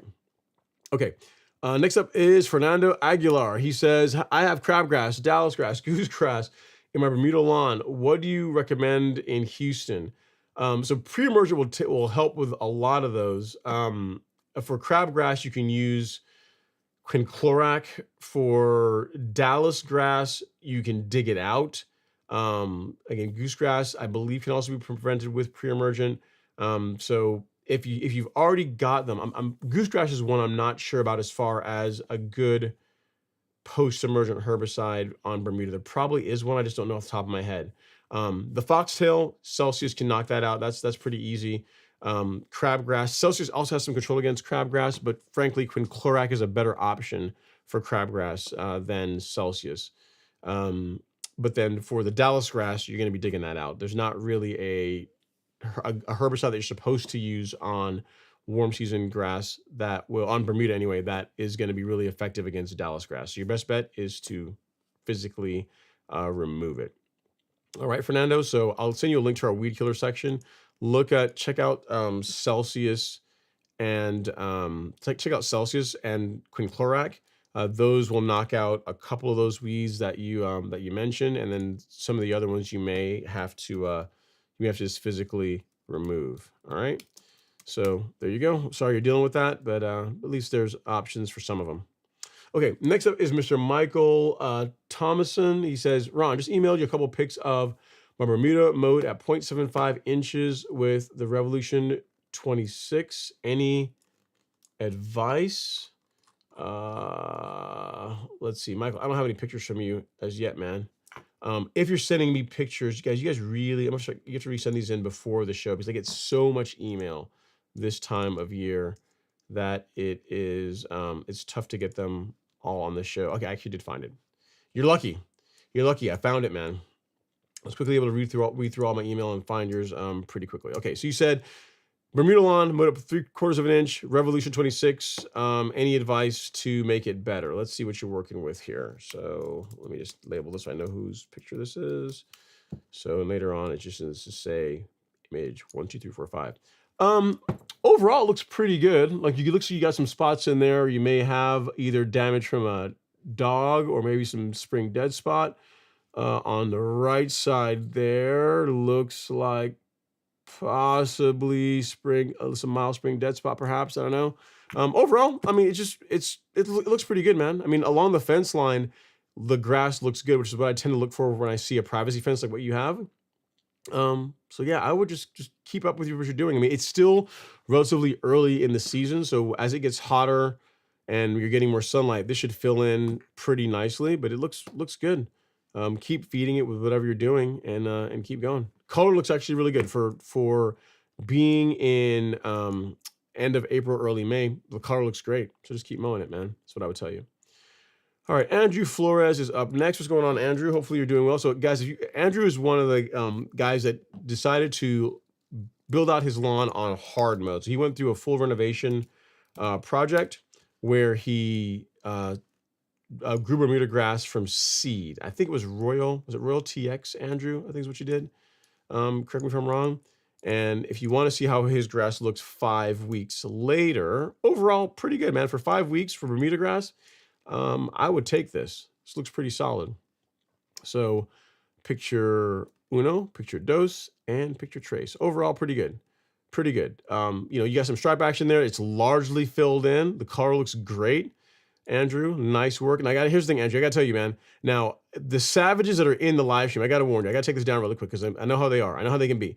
You post a picture like this on this live stream or just in general, like all the lawn care nerds are gonna be like, oh my God, look at his edge. He can't even buy this man a stick edger. Look at him. He can't even edge his lawn. They're gonna be mean and just they're not gonna appreciate all the work that went into getting your lawn the way it is. They're just gonna focus on the edges. So what I would say is for next week or whenever you decide to send us another update, get your stick edger out, man. Put a clean edge on it, and then you're not gonna have to deal with any of the trolls that are they're gonna try and take away from your accomplishment, which is getting a lawn from nothing to that in just 5 short weeks. Looks awesome, man. Car looks great. So great work. We'll even clap it up for you. Keep going is what I would tell you. Looks really good. Looks really good. Again, for 5 weeks, that's nice. We're not even to the hot part of the season either, so it's going to get even better as it continues to progress. All right, next up is True Gator Fan. He says, how do you do the math on the pounds of nitrogen in granular and liquid products? So you take the amount of, so you take the percentage of nitrogen that's in the product by volume, or in the case of granular products by weight, and then you apply the analysis to that, and you'll know if I put this many pounds of nitrogen down, I am putting out this many pounds of the product, I'm putting this much nitrogen into the soil. So for example, I'll do one of them for you really quickly. If you look at, say, Humic Max 1608, right? This is a 16% nitrogen, 8% potassium fertilizer. So the rate that I recommend that you apply this at, that I use whenever I'm applying it once per month for my spoon feeding program, is 3 pounds per thousand. So that means in that 3 pounds, how much nitrogen am I putting into the lawn if I apply 3 pounds of this product to my lawn? Well, the ratio, right, the analysis will tell us, right? Because it's 16% of that 3 pounds is nitrogen. So if you take 3 and you multiply it by, where's my calculator? You take 3 and you multiply it by 0.16, what you'll come up with is 0.48. So approximately half a pound of nitrogen, just under half a pound of nitrogen if you're applying 3 pounds per thousand. And the same thing would happen with liquids. Like liquid products will tell you how much nitrogen is in, you'll know what the volume is, and they'll say the total nitrogen in this product is this many pounds. And then you can just do some quick math, quick division to figure out if I put out, 6 ounces, 12 ounces, 10 ounces, whatever it happens to be, that works out to this much nitrogen being applied to my lawn. So the math really isn't difficult. It's just a bit of simple either multiplication or division to figure out how much nitrogen you're applying based on how much of the product that you're putting down. So hope that helps, Irrigator fan. Again, hopefully that, just rewatch this section over again if you have questions about it, or you can join the Golf Course Lawn Academy. We have a whole section in there on this type of stuff. So hope that helps. All right, Michael Fleming is up next. He says, hey, Ron, I'm in Colorado and I'm having trouble sourcing quality bulk topsoil. I tried Kellogg's and Scott's from Buck Store and found the Kellogg's has less debris after screening, 1/4 inch. Any soil suggestions? I mean, what you're doing is what you have to do, man. You have to just kind of try different suppliers and see which one has the least amount of trash in it. You might try calling a local golf course or sports field and say, hey, when you guys are getting, sand for your top dressing or whatever, where do you guys get it from? And if they're willing to tell you, then that might be a source you can go to get some cleaner material. Unfortunately, the Super Sod level mix, the stuff that I use, is only available in a few states. So that's not going to be a whole lot of help for you in Colorado. But yeah, I mean, you may have to do what you just did. You may have to go out and get some materials as clean as possible and then screen it yourself. There's people that have had to do that, right? So as long as your lawn isn't too big, you're just doing a relatively small area. I mean, it is another step, but it may be what you have to do to get the best possible material. Now, thing to keep in mind, Michael, this really becomes an issue if you're real mowing. If you're not real mowing your lawn, having like twigs and bark and other trash in it kind of stinks just from an appearance standpoint, but a rotary mower does a pretty good job sucking that stuff up, and you're not really going to do nearly as much potential damage to the equipment with a rotary mower than you are with a real mower. Like you run over like twigs, bark, mulch with a real mower, it's just not, you are going to cause a lot of unnecessary wear and tear. So if you're rotary mowing the lawn, it may not be as necessary to get stuff as pristine as like what we look for lawns that are real mowed. But again, the thing I would tell you, find a local golf course or sports field and ask them, hey, where are you guys getting your material from? And they should be able to get you in the right direction. All right, next up is Rick Pershing. He says, hey, Ron, any advantage to the half monthly granular fert and spread every 2 weeks, like spraying the liquid fert? Thanks for all you do. Great question, Rich. Could you do that? Yeah, but the thing is that the granular fertilizer that I use, Humic Max, the 1608 has a combination. It's a combination of fast release nitrogen and slower release. So you have some that releases relatively quickly, gets you a nice pop of color, and then I use the liquids to help even out the growth and color inconsistency that I would get if I only used granular. So could you apply granular every 2 weeks, and would that be more? Would you probably get even more consistent results? Yeah, you probably would. But it's more work, and I don't necessarily think that it would be like that additional step is really worth the additional effort. You know what I mean? So doing granular once per month, liquids every 2 weeks produces a great, like I've never had anyone look at my lawn and be like, hey man, I wish it could look even better, right? By doing granular inputs every couple of weeks. That's quite a bit more work. So give it a shot, see what you think. I think what you'll find is visually, you're probably not going to see a whole lot of difference. What you really want to do, like the liquid sprays every couple of weeks, are what, in my opinion, really do set things apart. So if you can just do a granular fertilizer once per month and liquids every couple of weeks, that's a good balance between like time that you're spending out there and a result that is like way outside of what most people are going to be able to achieve using a granular only or a liquid only program. All right. All right. Breaking Bread says, "Hey Ron, are you taking email questions today? Sent one not too long ago." The way I can take questions, Breaking Bread, is primarily here. So if you are in the chat, you just enter your questions in the chat, and I will work through them in the order they come in.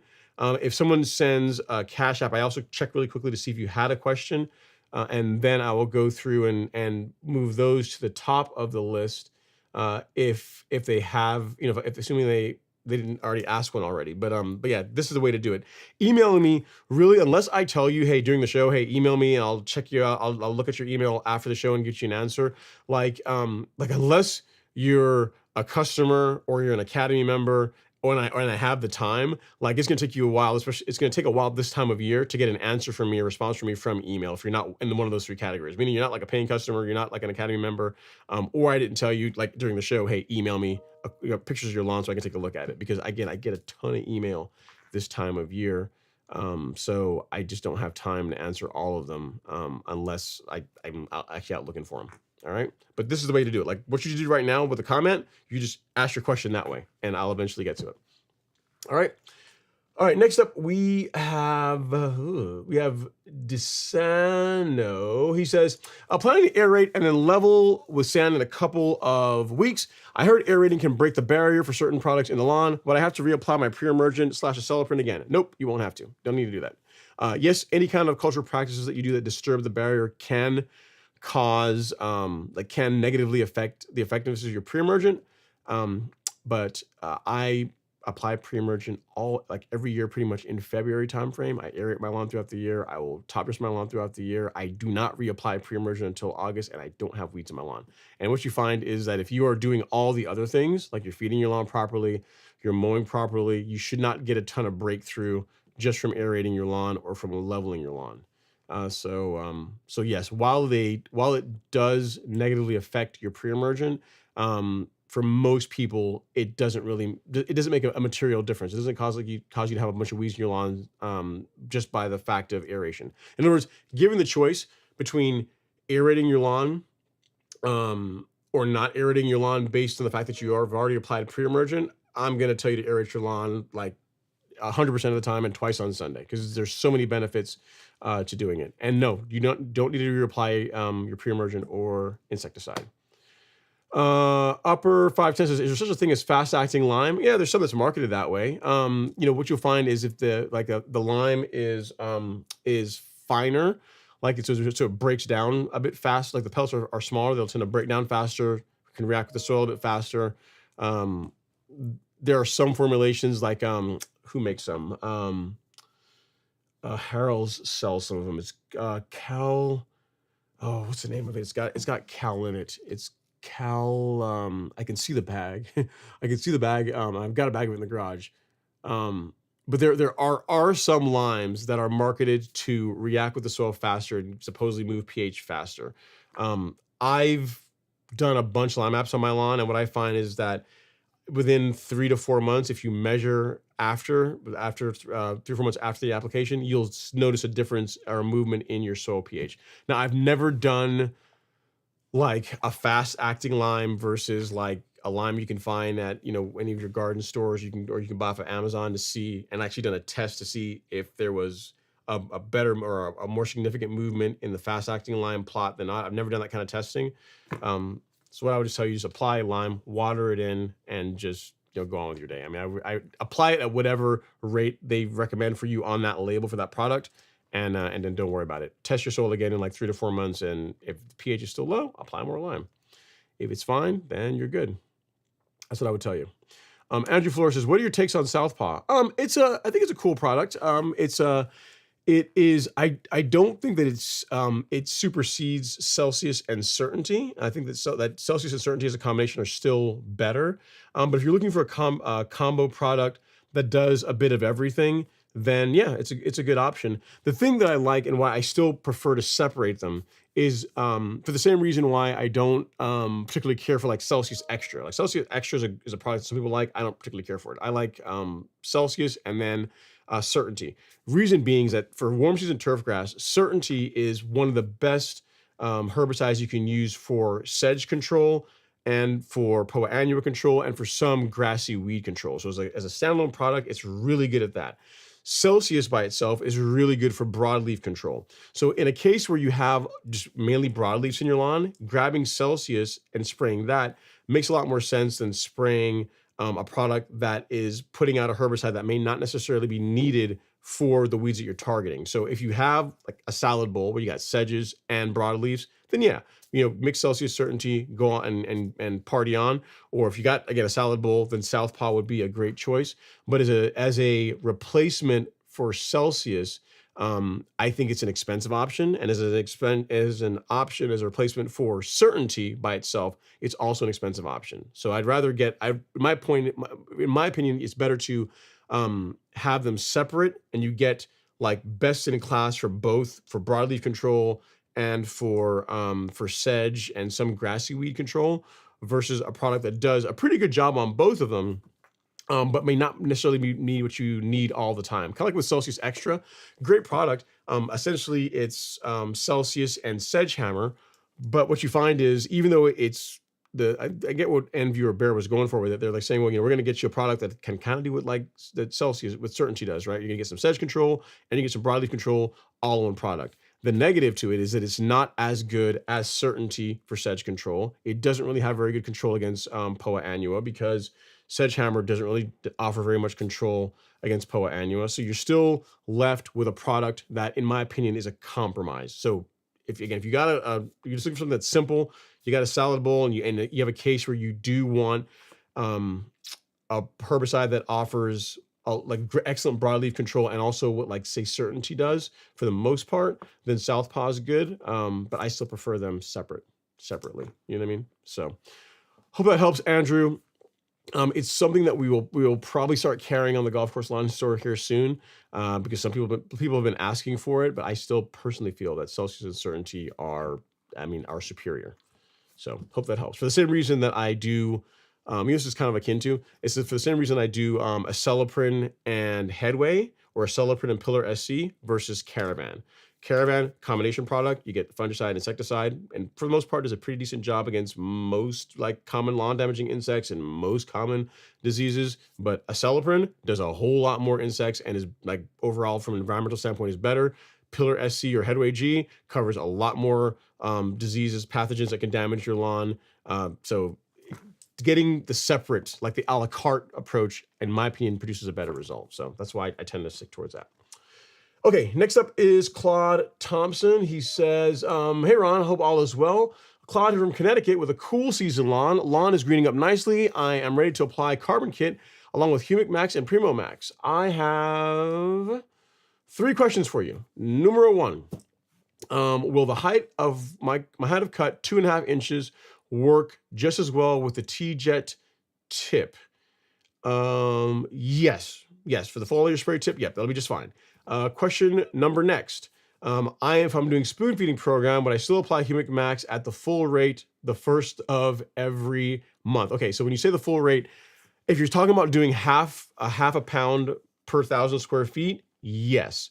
Not because on the bag of Humic Max, there's 2 rates that Lebanon supplies. They have a rate that's half a pound of nitrogen per 1,000 and a spreader setting for 9/10, or call it a pound of nitrogen per 1,000. The rate that I would recommend you do if you're going to be spoon feeding is the first one, which is the half a pound of nitrogen per 1,000. So yes, you would still do that, still do the liquids every couple of weeks, and party on and enjoy life. So we got 2 of your 3 questions. Here's the last one. He says, so you would still do that at full rate. By full rate, if you mean half, yes. Half pound per 1,000, yes. And you said, and then apply the Carbon Kit and Primo Max at half rate every 2 weeks, yes. And finally, would you apply 2 ounces per 1,000 of the Carbon Kit even if I'm spraying every 2 weeks? Thanks as always, yes. To answer all your questions is yes, with the exception of the Humic Max at full rate. You want to use the calibration that has you putting out 0.5 pound of nitrogen per 1,000. But everything else you said is, yeah, we'll play. Is be just fine, Claude. You'll be good to go. All right. It's what I do on my lawn. Okay, next up is Jeremy Wallace. He says, hey everyone, Ron, I just upgraded my Earthway 2600 to the Earthway 2050. I noticed the cotter pin agitator sits higher than I would like. Do you have any recommendations on an upgraded agitator? I do not. I don't know how to fix that. I would just reach out to Earthway. It might be you got a bad spreader or something's out of tolerance. Send a picture of it to them, then they'll probably, they'll either tell you, hey, yeah, this is completely normal, or they say, oh, no, yeah, you have a bad one. We'll send you a replacement. So I would reach out to them if something seems out of spec. All right, next up is Mehdi. He says, hey, Ron, thanks for what you're doing, man. Quick question, though. I sprayed prodiamine, but I'm still seeing a few weeds popping up. What could have went wrong? Great question, Mehdi. So when it comes to pre-emergent, keep in mind, it does a great job suppressing or reducing the amount of weeds you're going to have in your lawn. But it's not like if you go out and you apply pre-emergent, you will go from, especially if you had a history of a lot of weeds in your lawn, from a bunch of weeds to like 0 weeds. The closest pre-emergent that I've used that approaches that is Spectacle Flow. But even that, you may have a little bit of breakthrough here and there.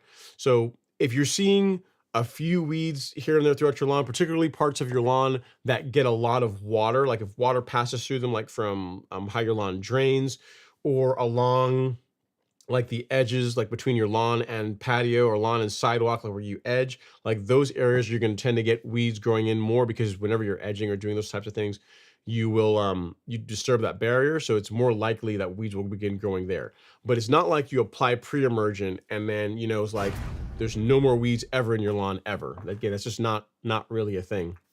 But what you will see is a massive reduction in the amount of weeds that you have to contend with. So if you're seeing only a few weeds, I'd say you did it right. You're in good shape. The thing I would tell you is a good nutrient program, regular mowing, is also going to do a lot to help keep weeds in check, because your lawn is nice and thick. Like you didn't tell me what kind of grass you have, but if you have a grass that likes to be mowed short, like a grass like Bermuda or Zoysia tolerates short mowing really well. As a matter of fact, they love it. A lot of weeds, most weeds, do not like being cut short. So if you cut them short consistently, especially in a lawn with Bermuda or Zoysia, that you're giving the turf grass a competitive advantage, and you're constantly injuring the weed. You're cutting it in a way that it doesn't like, which is going to make it more difficult for it to stay established, and the grass can eventually choke it out. So I think you're good to go, Mehdi. No need to worry. I think what you did was awesome. Just keep it up. Keep up with your mowing. Keep up with your program, and you should be good to go, sir. That's a good question, because people often think I apply pre-emergent and I will go from like tons of weeds to absolutely 0 weeds. And if I get any weeds in my lawn, then the pre-emergent didn't work. That's not really true. You'll see a massive reduction, but you still may see a few weeds here and there. Again, for me, Spectacle Flow is the closest to, like, you apply this at the right rates. And again, in a lawn that's otherwise healthy, like you're mowing it, feeding it well, and you really shouldn't have a lot of weeds to contend with come springtime. Okay, next up is Nick Reddy says, thanks, Ron. Celsius was already delivered from your store, just waiting on a window without rain. Nice. Yeah, and the best thing about that, Nick, is you only need 4 to 6 hours of dry weather. If you're using surfactant with Celsius, which is what I recommend for best results, if you spray it, you got like 6 hours or so of dry weather to where the herbicide is going to have time to dry on the weed you're targeting, like dry completely, then you're good to go. It's not like you need to have days and days of dry weather to get a good result with Celsius, especially if you are using surfactant, which you should be. All right, Trilla from Manila is up next. He says, hey, Ron, happy Friday. Everyone, this Sunday I'll be laying the smack down on the lawn. Verticut, turf rake, Mow, Humic Max PGR 22-3 liquid gold, fungicide, and Humachar. I can't wait. I like it. I like it too, Trilla. Sounds like a good beginning of the month program to me. Sounds like a lot of fun. Keep going. It sounds like a lot of fun. Just make sure, obviously, make sure you double check all your rates and everything. Make sure you're spraying everything the way you're supposed to. But yeah, should make for a great looking lawn in the month of May. All right, next up is Eddie A. He says, 1, I messed up big time. That's not a great start to the question or comment. She says, I aerated my lawn last Sunday thinking I'm a pro and noticed my house irrigation system's water was not running properly. Turns out I had punctured holes all over the drip. Okay, that can be a thing. Sure, when you aerate, sometimes that can happen. And then number two, drip lines. Turns out that the grass across the sidewalk had a drip line and I was not supposed to aerate there. I live on a corner house. Yeah, I mean, here's the benefit to it, I guess, right? Is it's still early enough in the season that if you gotta, pick the sod up, fix whatever damage you had from aerating, you still got plenty of time for it to recover. So that is a positive, I would guess, Eddie A. But you live and you learn, man. It will be okay.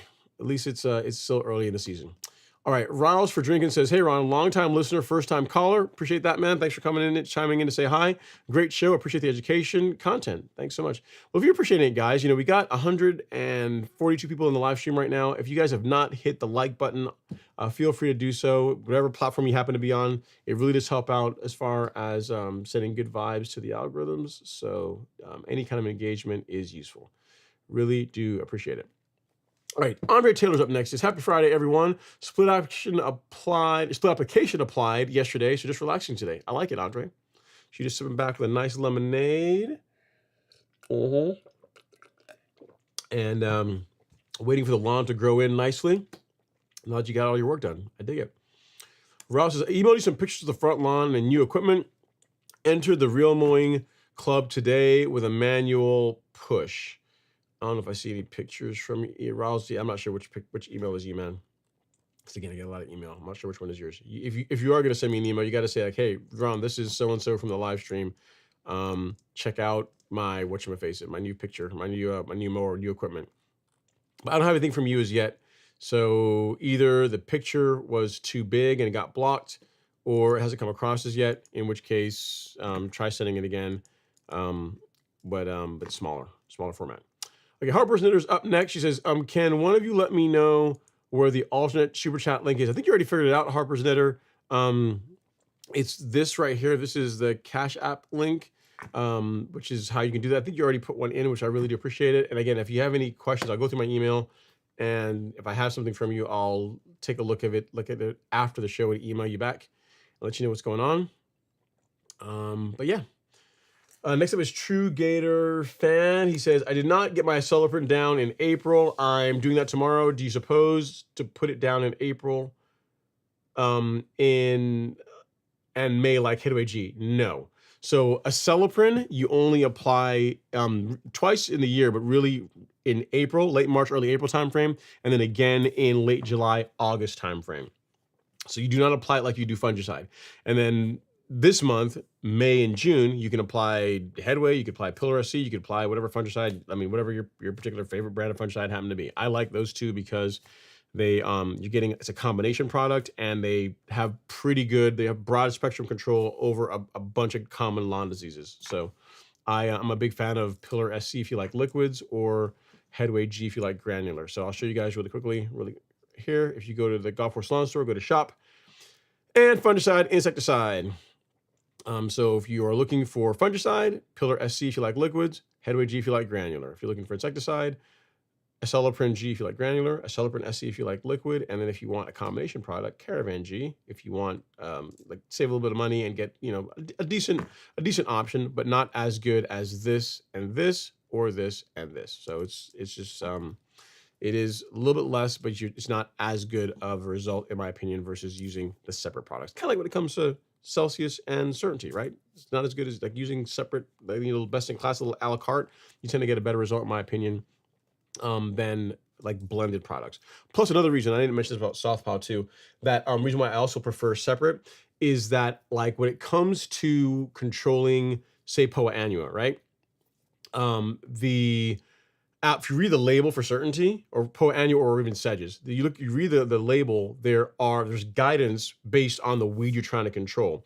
And if you're dealing with a blended product, like, it's hard you can't really increase the rates for just one of the active ingredients. Like, if you increase the rate, you're increasing it for everything. So you're spraying the broadleaf hotter and you're spraying the sedge control component of the herbicide hotter. Whereas if you're doing Celsius, you can spray just that combination of herbicides at a higher rate if you need to. And if you're just doing sedge control or you're doing Poa annua control, you can spray certainty at the rates that are appropriate for the weed you're targeting. So you just have more control when they're separate versus when they are together. So that's another reason why I'm a fan of like the more a la carte approach. But again, nothing wrong with Southpaw. It's a great product. It's just, in my opinion, just not as good as Celsius and Certainty. That's all. That's all I'm saying. That's all I'm saying. Okay, next up is Jordan Godman. Jordan Godman says, hey, Ron, if you lay down granular fertilizer or a granular fungicide and wait until tomorrow or the next day when there is rain, is there any downside to that? No, no downside at all. That's absolutely fine. No problem at all. Next up is Demersky21. He says, Ron, what is the best practice for maintaining a clean line between your lawn and neighbors that doesn't take care of their lawn? I mean, just pre-emergent. Make sure you apply pre-emergent is what I would tell you. Just it's going to be pretty clear. Like if you're fertilizing your lawn, they're not fertilizing their lawn. You're applying pre-emergent on your lawn, they're not doing it on their lawn. You're going to see a pretty clear line of demarcation where this lawn has got a whole lot of don't care, and this lawn has got a whole lot of like, obsessive, compulsive, babied and wish for sweet nothings to it. You can absolutely tell the difference between the two of them. So the biggest thing I'd say is pre-emergent. Like you want to make sure you do that on your lawn, definitely along the border between your lawn and the lawn that is not taken care of, because that's going to do a lot for keeping weeds, or at least reducing the amount of weeds that end up in your lawn. And outside of that, just mowing. I mean, between the products you apply and then also just regular mowing, if your lawn is mowed more regularly than your neighbor's lawn, it's going to look better. It's going to be more resistant to weeds. Just overall, it's going to be better. So that's all I can tell you. I mean, there's not a whole lot you can do if they don't want to do anything with their lawn, All right, next up is Archie Amos. He says, evening, young man. Hats off to Robert.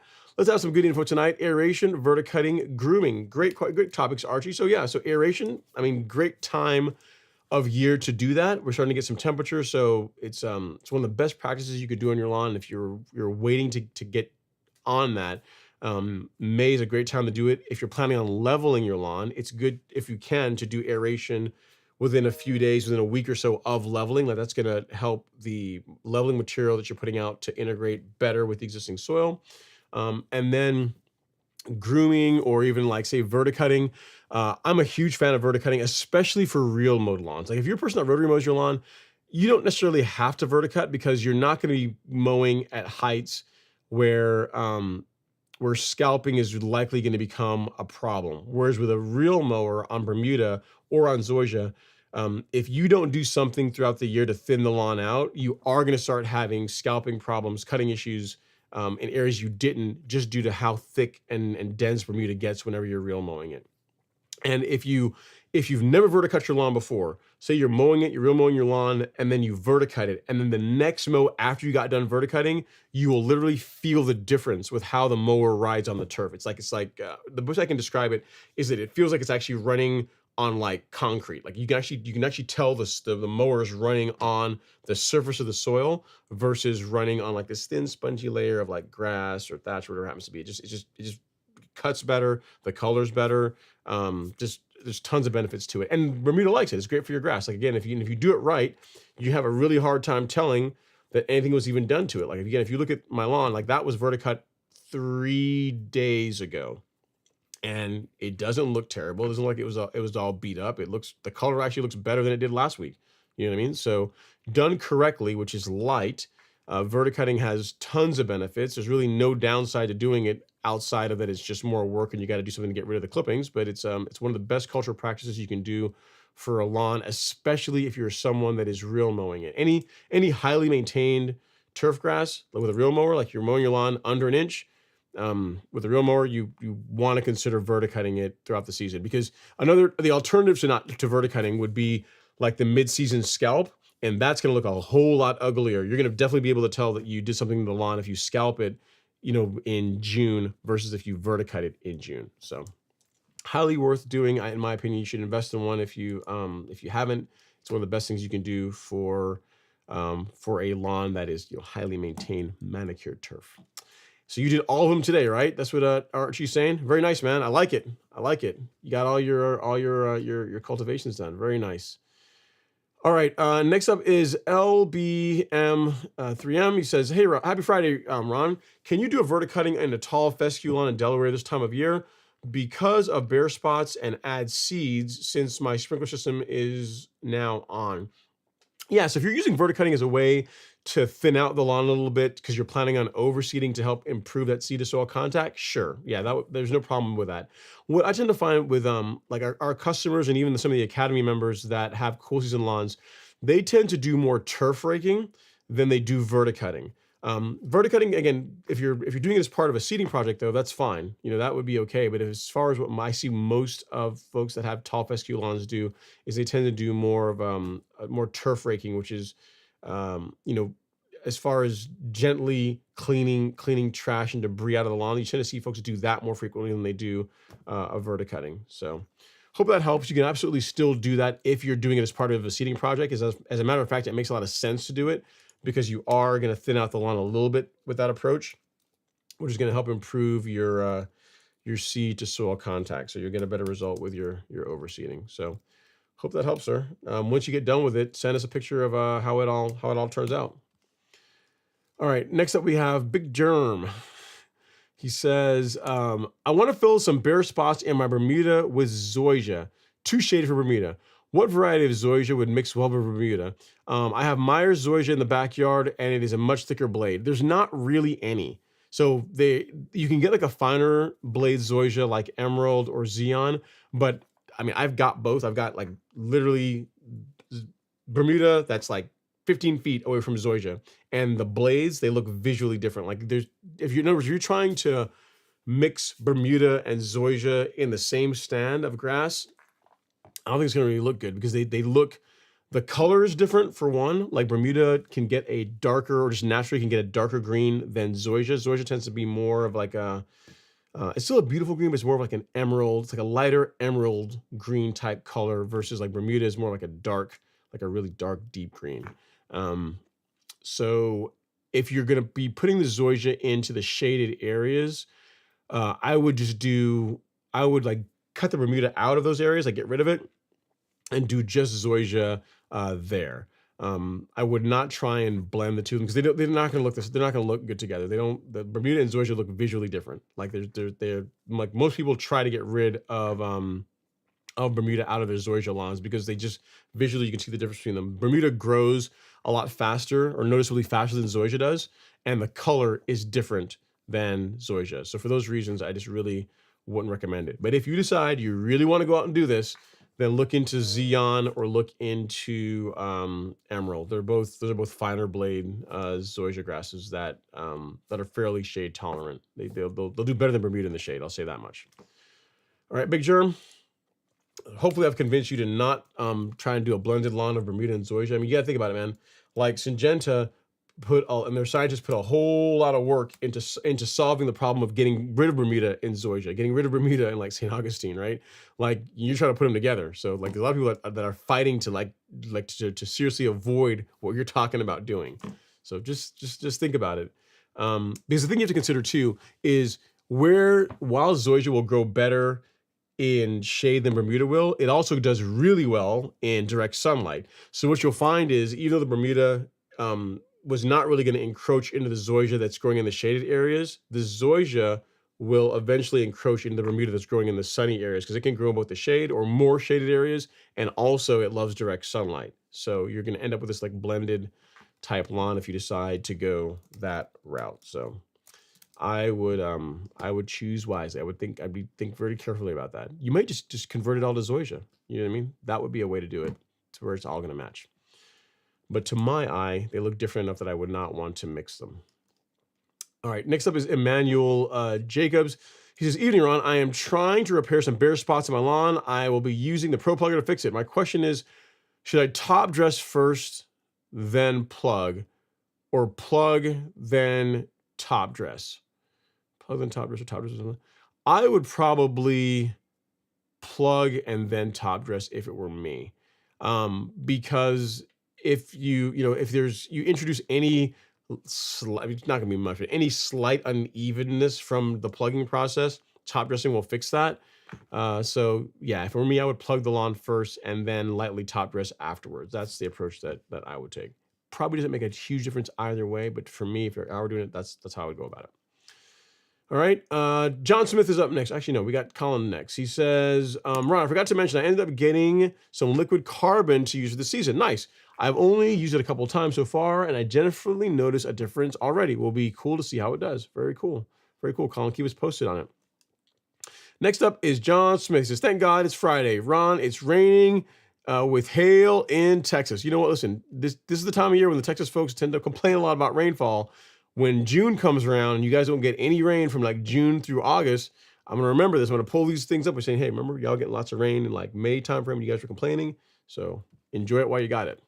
He says, nevertheless, it's needed rain. Let's get those likes up. I appreciate it, John. Thank you so much for taking some time to say hello in the live stream. Jackie Brickley's up next. Says, good evening. Evening, Jackie. Hopefully you're doing all right.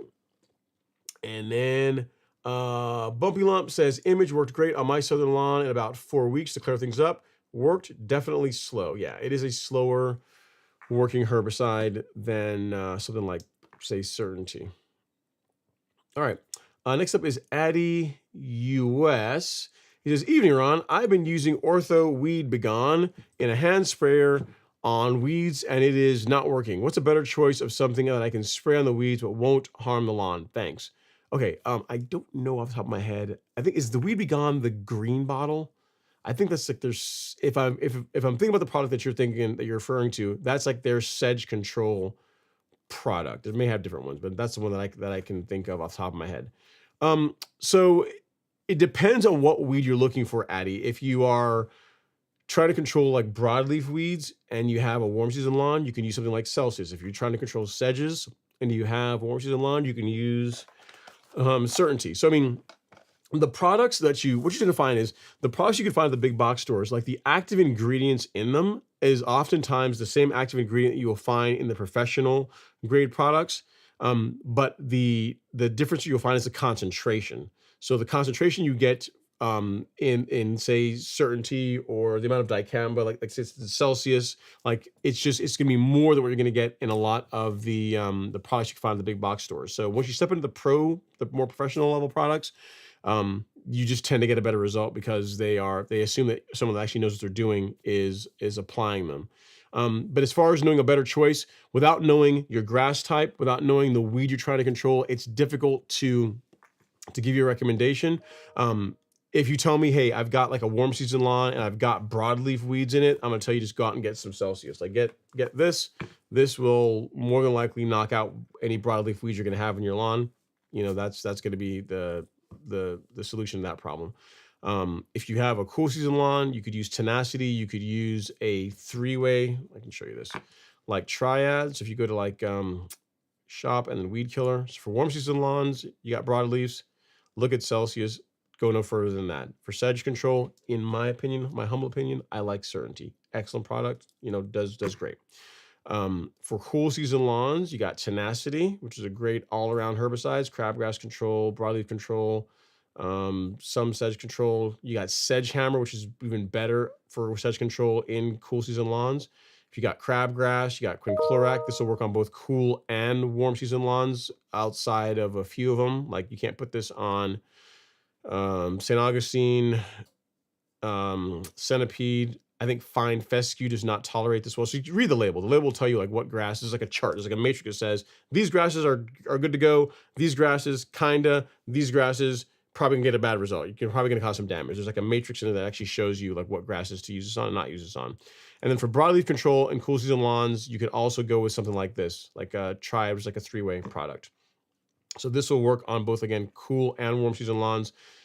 Make sure you read the label because there are some restrictions on which grasses it won't work on, but like your common ones like Bermuda, Zoysia, ryegrass, tall fescue, Kentucky bluegrass, like this is pretty much good to go on those, right? So just read the label and it'll tell you what you can and cannot use it on, Addy. But without knowing exactly what you were trying to control and what kind of grass you have, I can't tell you a specific, like try this particular herbicide, but I can point you towards our weed killer section, which should have everything you need to get all squared away. So hopefully that helps. All right, next up is B-Simp 8. It says, watering when it rains, how long should you wait before turning on the sprinklers again? We just got 3 inches of rain, mid-80s temps. Okay, so it's a good question. Most grass types need about an inch of rain per week. You know, that's what they need for good results. What you'll find is if you get 3 inches of rain, depending on the type of soil you have, like if you have a sandy soil, you might get 3 inches of rain today, and then 4 or 5 days later, you still need to water.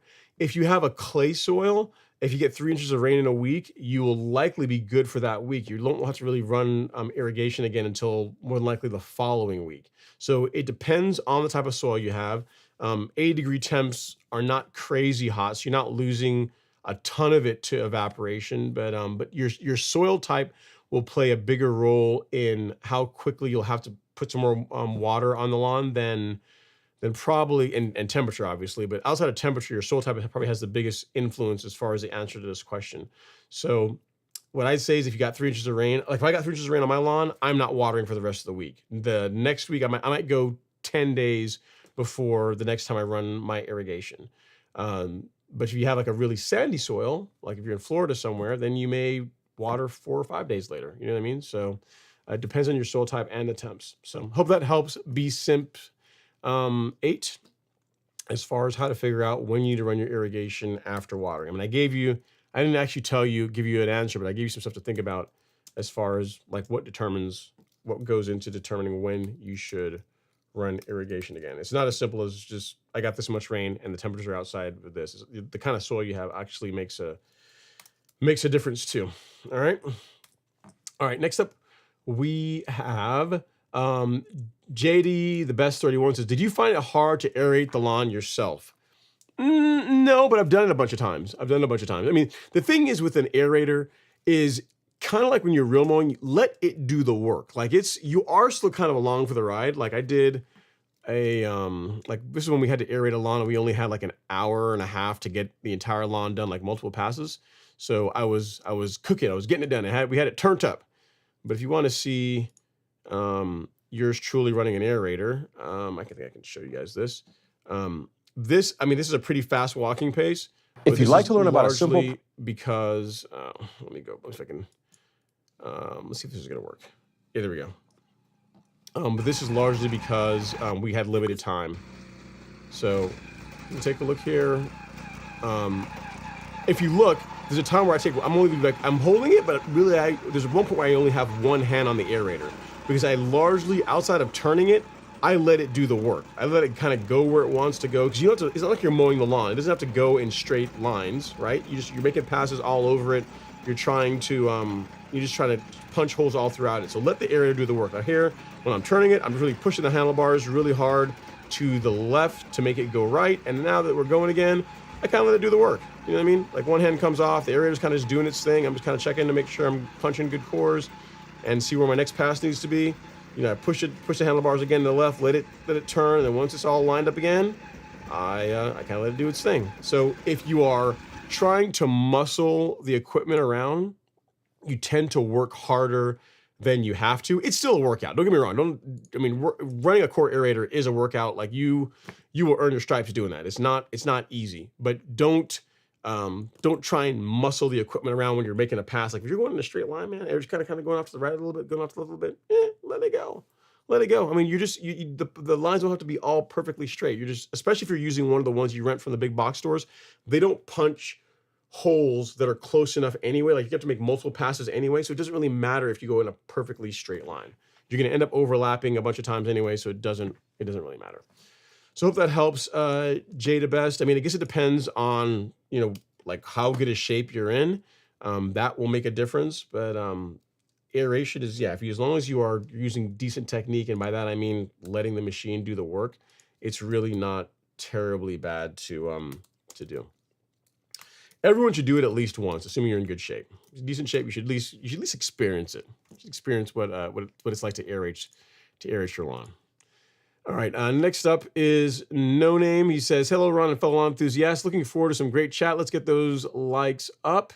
And then next we got Braden Ruben. He says, my backyard is like 90% weeds. We have large amount of burr weeds. The kids hate them. I have most herbicides you recommend, with no budget in mind. What is the best to knock everything out? What kind of grass you have? Okay, let's just say you told me, hey man, I've got like some burr weed and I've got a Bermuda grass lawn. What I would tell you is, if you kind of like what I did on Alex's lawn, I also did on the neighbor's lawn, because Alex was a little late getting his pre-emergent out. So, it happens to the best of us. And what I did is I got Celsius out, I got Certainty out, and I said, there's some Poa annua in here. We got to knock those out. So I'm gonna have to mix this a little bit hotter, mix this at the rate that it needs to be to get rid of the Poa annua. And for the most part, the broadleaf weeds, there's nothing in here that looks too crazy. I can just go with the regular rate on Celsius, and along with a little bit of surfactant, and produced a great result. Like, here we are, like a week later, it already looks a lot better as far as the result you get with this. So if you've got, again, you got Celsius and Certainty, and you got a Bermuda grass lawn, I would say the video that you find in the product description is pretty good guidance on how I would use those herbicides together to get a pretty good result. Once you spray the lawn, you're going to want to not mow it for a couple of days. So at least 2 days, stay off of it, don't mow it. And then once you mow it, the weeds you should see a far, far, far less of the weeds growing back, if they grow back at all. So I hope that helps, Braden. Nothing to it, but actually to get on it. Just get on it and start spraying. And you said you have 20,000 square feet. Yeah, so in your case, if you got a 4-gallon backpack sprayer, it's going to be like 5 tankfuls to do all 20,000 square feet. But again, if you're doing all the other things right, like you're mowing afterwards and this type of thing, you really shouldn't have to do really more. I mean, one good application should do a great job cleaning it up. Maybe 2, maybe some spot spraying a few weeks later to get some areas that didn't get knocked out. But it's not something you constantly have to do to keep weeds out of your lawn. So hope that helps, Braden. Sorry you had that problem, but at least you've got the tools to do it. All you gotta do now is get out there and get it done and get it all cleaned up, right? So I hope that helps. Okay, Frank V is up next. He says, hey, Ron, I got my electric conversion kit installed on my Earthwise manual reel mower. It's got dual rollers on it, so my issue is getting the edges, getting close to the edges with the wheels went away. Love rollers versus wheels.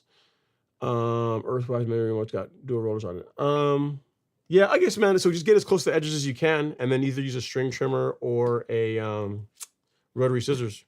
I have to do that with my lawn. I mean, no matter how close the zero edge of the mower runs up against like the patio or sidewalk or pavement, there's still going to be an inch or so of grass you're not going to get. So you're still going to either need to string trim it, or if you're really a boss, you'll have like a set of rotary scissors, and that will get you that like nice manicured finish. So I wouldn't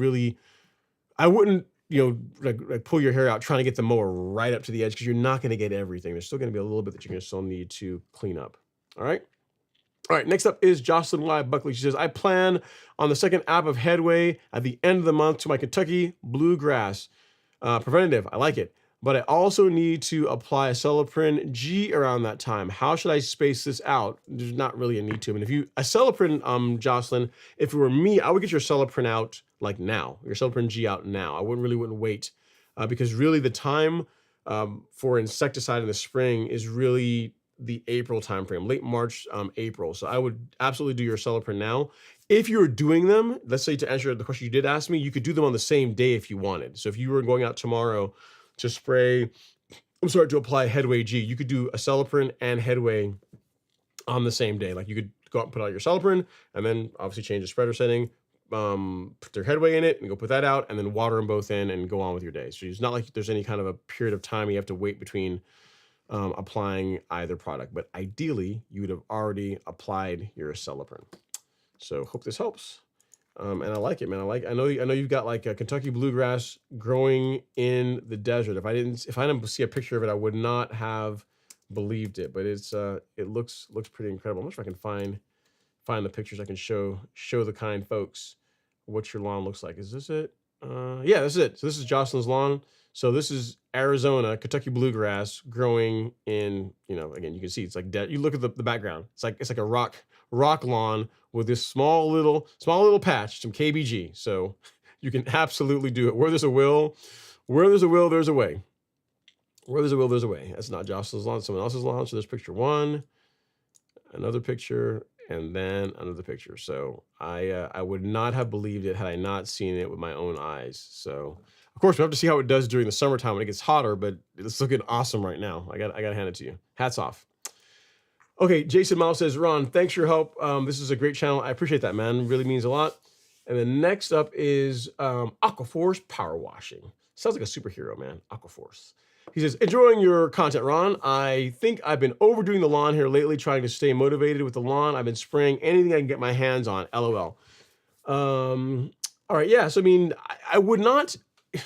Like you need to have a method to the madness. So anything that you're applying to your lawn, you need to be able to understand why you're doing it. Like if I'm spraying this product, or I'm applying this granular product, or I'm doing this cultural practice, like what am I trying to accomplish? What is doing this like get me? And you want to be able to answer that. You don't want to be out saying, well, I've got like a bag of this fertilizer and a bag of this fertilizer, so I'll just go and put both of them down. Like you tend to be, you'll be overlapping, and you can create problems that way. So anything you apply to your lawn, there should be a reason why you're doing it. So that's all I would tell you. Aquaforce Power Washing, or you could just simply just follow this. It's already been, all the work's been done for you. Just look at this application schedule, and again, month by month, it lets you know what I would recommend. And again, folks with cool season lawns and warm season lawns from like Washington State to Florida, follow this and get great results with their lawns. So you can make small adjustments here and there as you see fit, but this absolutely works across a broad variety of grass types across this great country of ours. So you want to take all the guesswork out, just follow this. All right, Aquaforce. So here you go. And the thing is, you know, it's not like getting a great lawn is really not, it's not as complicated as people try and make it out to be. I mean, there's always like small things you can do that will like get you a slightly better result, but you can easily get to the point of diminishing returns, you know, after a while. So big thing is get rid of weeds, do a soil test, fertilize based on the soil test, and mow your grass often. You do those things, he or she who mows most wins. All right. Ninos is up next. He says, Ron, what are your thoughts on Cytogrow? I seeded some areas. I am hoping it could help in the faster germination of, I think you're saying Kentucky bluegrass or KPG. I think you meant KBG here in Chicago area. Not sure if I did the right thing here. Yeah, so it can't hurt. Like Cytogrow is, it's one of the products that Ecology, I think they're branded for their cytokin and kelp product. Like I think they have some C extra in it as well. So yeah, I mean, I think it's a good product. I mean, I have not, the reviews that I've seen on it have been pretty good. I have not personally used just it on my lawn, but I don't think it's going to negatively hurt your project. If you're planning on doing some seeding, or you're just trying to help, you know, toughen up your grass, and overall it's not going to have any kind of a negative result, like if that's what you're asking. What I use for biostimulants are the products largely from Miramichi Green, right? So like the Release Zero, their kelp product, largely because it's like, if you look at most kelp products, you'll find that they're like 1-2% kelp, 3% kelp, maybe 5% if you're lucky. Like the NutriKelp product that Miramichi Green makes is 24% kelp, which is why you can get by with like 3 ounces of this stuff in a gallon of water, and it covers 1,000 square feet, and you get great results, right? Because it's highly concentrated. So, you know, yeah, I mean, with Miramichi's program, I get really good results, and I like what I get, so I don't really see a need to move away from that. But if you got some Cytogrow and you want to give it a go for it, man. I don't think it's going to like produce a negative result for you. All right, next up is Frank V. Says, quick question, Ron, does quinclorac ding up Bermuda lawn bad? I'm trying to fill in areas, but I've got some grassy weeds that I was thinking of spraying out. Will it yellow the lawn or slow it? It shouldn't, not like something like Dismiss will. Like if you spray Dismiss on Bermuda lawn, even if you spray it at the label rates, you are going to get some mild discoloration as a consequence of using that herbicide. Quinclorac, not, especially this time of year, not really. You shouldn't get a lot of discoloration from using quinclorac. If you use surfactant, much less likely. If you mix an MSO, like a methylated seed oil, with it, then you are increasing the chances where you could get some discoloration, but it's going to be mild. And again, being Bermuda grass, it's going to grow through it really quickly. You're not going to have to worry about any kind of any like stunting or anything like that. So yeah, to answer your question, go and use quinclorac apply it at the correct rates, Bermuda grass will be just fine. It's not gonna damage or anything like that.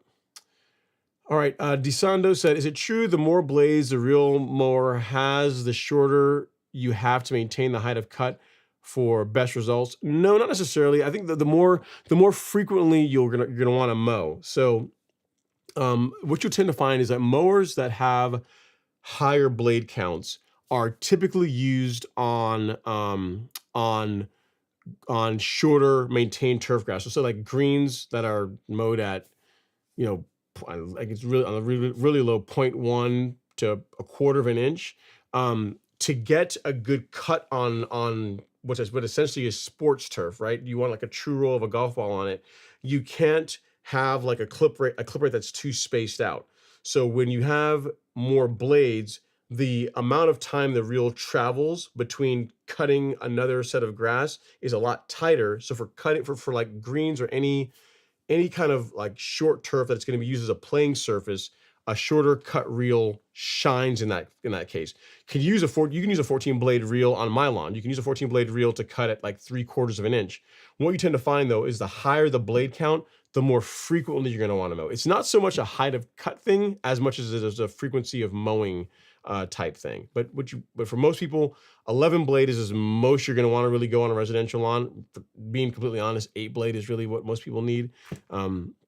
But 11 blade does produce a visually better cut to my eye than an 8 blade does. But you got to be someone that's consistent with mowing. Like if you're going to go a week, 10 days and not mow your grass, you don't need to have an 11 blade reel. That's where like an 8 blade would be a better choice, right? The mower is going to get through it better. You're not going to have the washboarding that you can get with a higher blade count mower if you go too long between cuttings. So yeah, so hopefully that helps, DeSando. It's you don't have to maintain it shorter, but it's typically used to maintain it shorter because that's what is required to get a truer cut, a more consistent cut on a surface that's used for rolling a golf ball or for like a bowling green. Like it's not a thing we do here in the States, but in the UK they use like they have what they call bowling greens, and those are cut very, really tight, and they use higher blade count reels or cylinders for mowing those as well too. So hope that helps. Stick to an 8 blade in most cases if you really want to, live on the wild side and get, like, in my opinion, the best possible cut. Then an 11 blade would be the way to go, but you really have to keep up with your mowing if you're going to do that. All right. Let's see here. Hey Ron, I sent you too many emails and I apologize. The not great neighbor that assaulted me is flooding my yard again. I'm hot. I overtreated with propiconazole. How long do I wait to use Right Line? I don't even know what Right Line is. Let's see. I'm guessing probably a fungicide of some sort. I've never even heard of it. Let's find out really quickly here. I don't know what that is. Harper's Knitter. So I know you have my email address. If you can, send me an email with the product you're talking about, assuming it's not already in my email. And I will send me one now because I'll look at it. I'll look for something between 9 p.m. Eastern and the end of the show from you, and then I'll get you an answer. Yeah. So that's what I would say. I don't know what Right Line is, and I just Googled it really quickly, and I couldn't Google, the Google had no answer for me. So just send me a picture of whatever the product is you're talking about, or a link to where I can find out about it. Okay, and I'm sorry about that. I'm sorry that your neighbor is not great and that they are flooding your lawn. That's not cool. That's very not nice. Not nice. All right, Jimmy Miller's up next. Is evening, Ron. Lawns mowed twice this week. I like it, and I've applied Caravan as my fungicide and insecticide. I also like that. They must use limestone as their carrier. Thursday was my first time backlapping my C27. That is an exercise in patience, but I'm sure you got it done, Jimmy. Very cool. You said fun. It took over 2 hours and a half, 2 hours and 3/4 of the lapping, 3/4 of the lapping compound. Worst part was getting the master clip on and off. Yep, I've only backlapped my True Cut one time, and I said, I'm never doing this again. I'm just gonna take it to somebody and just pay them to do it. This is not worth the amount of headache and frustration. So I feel your pain, Jimmy. Feel your pain. Okay, next up is Chuck Thomas. He says, hey Ron, the Xeon Zod is about 2 months old and coming in nicely into Kula, Georgia. If I top dress about 1/4 of an inch, should I punch holes with the spikes or core aerate? Okay, so in your case, Chuck, I would This is one of the rare times when I would forego core aeration on a lawn that's only 2 months old, because even though it's rooted in some, like you run a core aerator on it, you might pull up some of the sods. So if it were me, like I'll put it this way, my lawn, whenever I top dress it this month, the front lawn, I will not be core aerating it. Even though it's largely rooted in, it feels like if I go out and I tug any parts of it, it feels like it's pulled in pretty well. I put an aerator on that because remember, aerators, those tines, they bite in, and then as you're pulling away, it's like they are, while they're pulling a plug out, they're also kind of like lifting. They kind of like have a lifting motion on the turf. And for sod that's only a month, 2 months old, especially Zoysia sod, like Bermuda, you might be able to get away with it, but with Zoysia, I just wouldn't risk it. So if it were me, you want to lightly top dress, that's fine. 1/4 of an inch, I like that. I would like hold off on the aeration only 2 months in. If you want to do it later on in the season, or maybe even wait till next year, that would be fine. That would be fine too in my book. But 2 months is a bit soon on a new Zoysia lawn. I just wouldn't want to risk pulling up the sod. All right. Great question, sir. But the thing you are going to be doing is you are going to be top dressing lightly. You said 1/4 of an inch, which I like. I like that. So that will work. 1/4 of an inch material is not too much. And be sure to send pictures, man. Send pictures before and after you're done. So show me. You see, if you post a picture to us, we'll get it up here on the live stream. Ideally before the show. So you can send me a picture between like after lunchtime, after noon on Friday. You have a pretty good chance of it getting on the show, because that's when I go through my email and look at pictures from folks and get everything all queued up. All right. All right. Next up is White Glove PC. He says, Ron, is it recommended to pair my Bermuda seed with some kind of carrier material in my spreader to even out the distribution of seed? When I've done that in the past, I have liked to. I've mixed sand with it, and I find that it tends to throw it more evenly. You don't have to do that, but mixing a little bit of sand with Bermuda grass seed, because Bermuda seed is so small, so fine, like any amount of breeze, it'll blow all over the place. A bit of sand or topsoil that you can mix with it is going to help it just go out a bit more evenly. White Glove PC. So yes, not a bad idea. Mr. Hayes says, hey, I watched a YouTube video on evaporation / transpiration. Okay, so they're two different, they're two different things. Like evaporation, is it like the soil being evaporated from the soil or is water being evaporated from the soil from like due to temperature, and then transpiration is like the cooling effect that the grass has. So that's why if you look at like most like a lot of the watering, the rain meters, they will say that they will do like ET. They will take a combination of evaporation based on temperature and then the transpiration rate that they think that your grass is going to have, and determine like how much water to apply based on that. At any rate, you said, do you use this concept to water your lawn? Should we? Kind of confusing, LOL. We technically always do, because it's not like one or the other. Like I said, evaporation is if you have a lot of like high temperatures, then you are going to lose more moisture just due to the water evaporating out of the upper layers of the soil. Transpiration, again, if it's hotter, believe it or not, the majority of the water that the grass takes up, it uses to cool itself. So the majority of the water that's taken up by the roots are used just to cool the grass, more so than being used for like nutrients or growing demands. It's only a relatively small percentage that's used for that.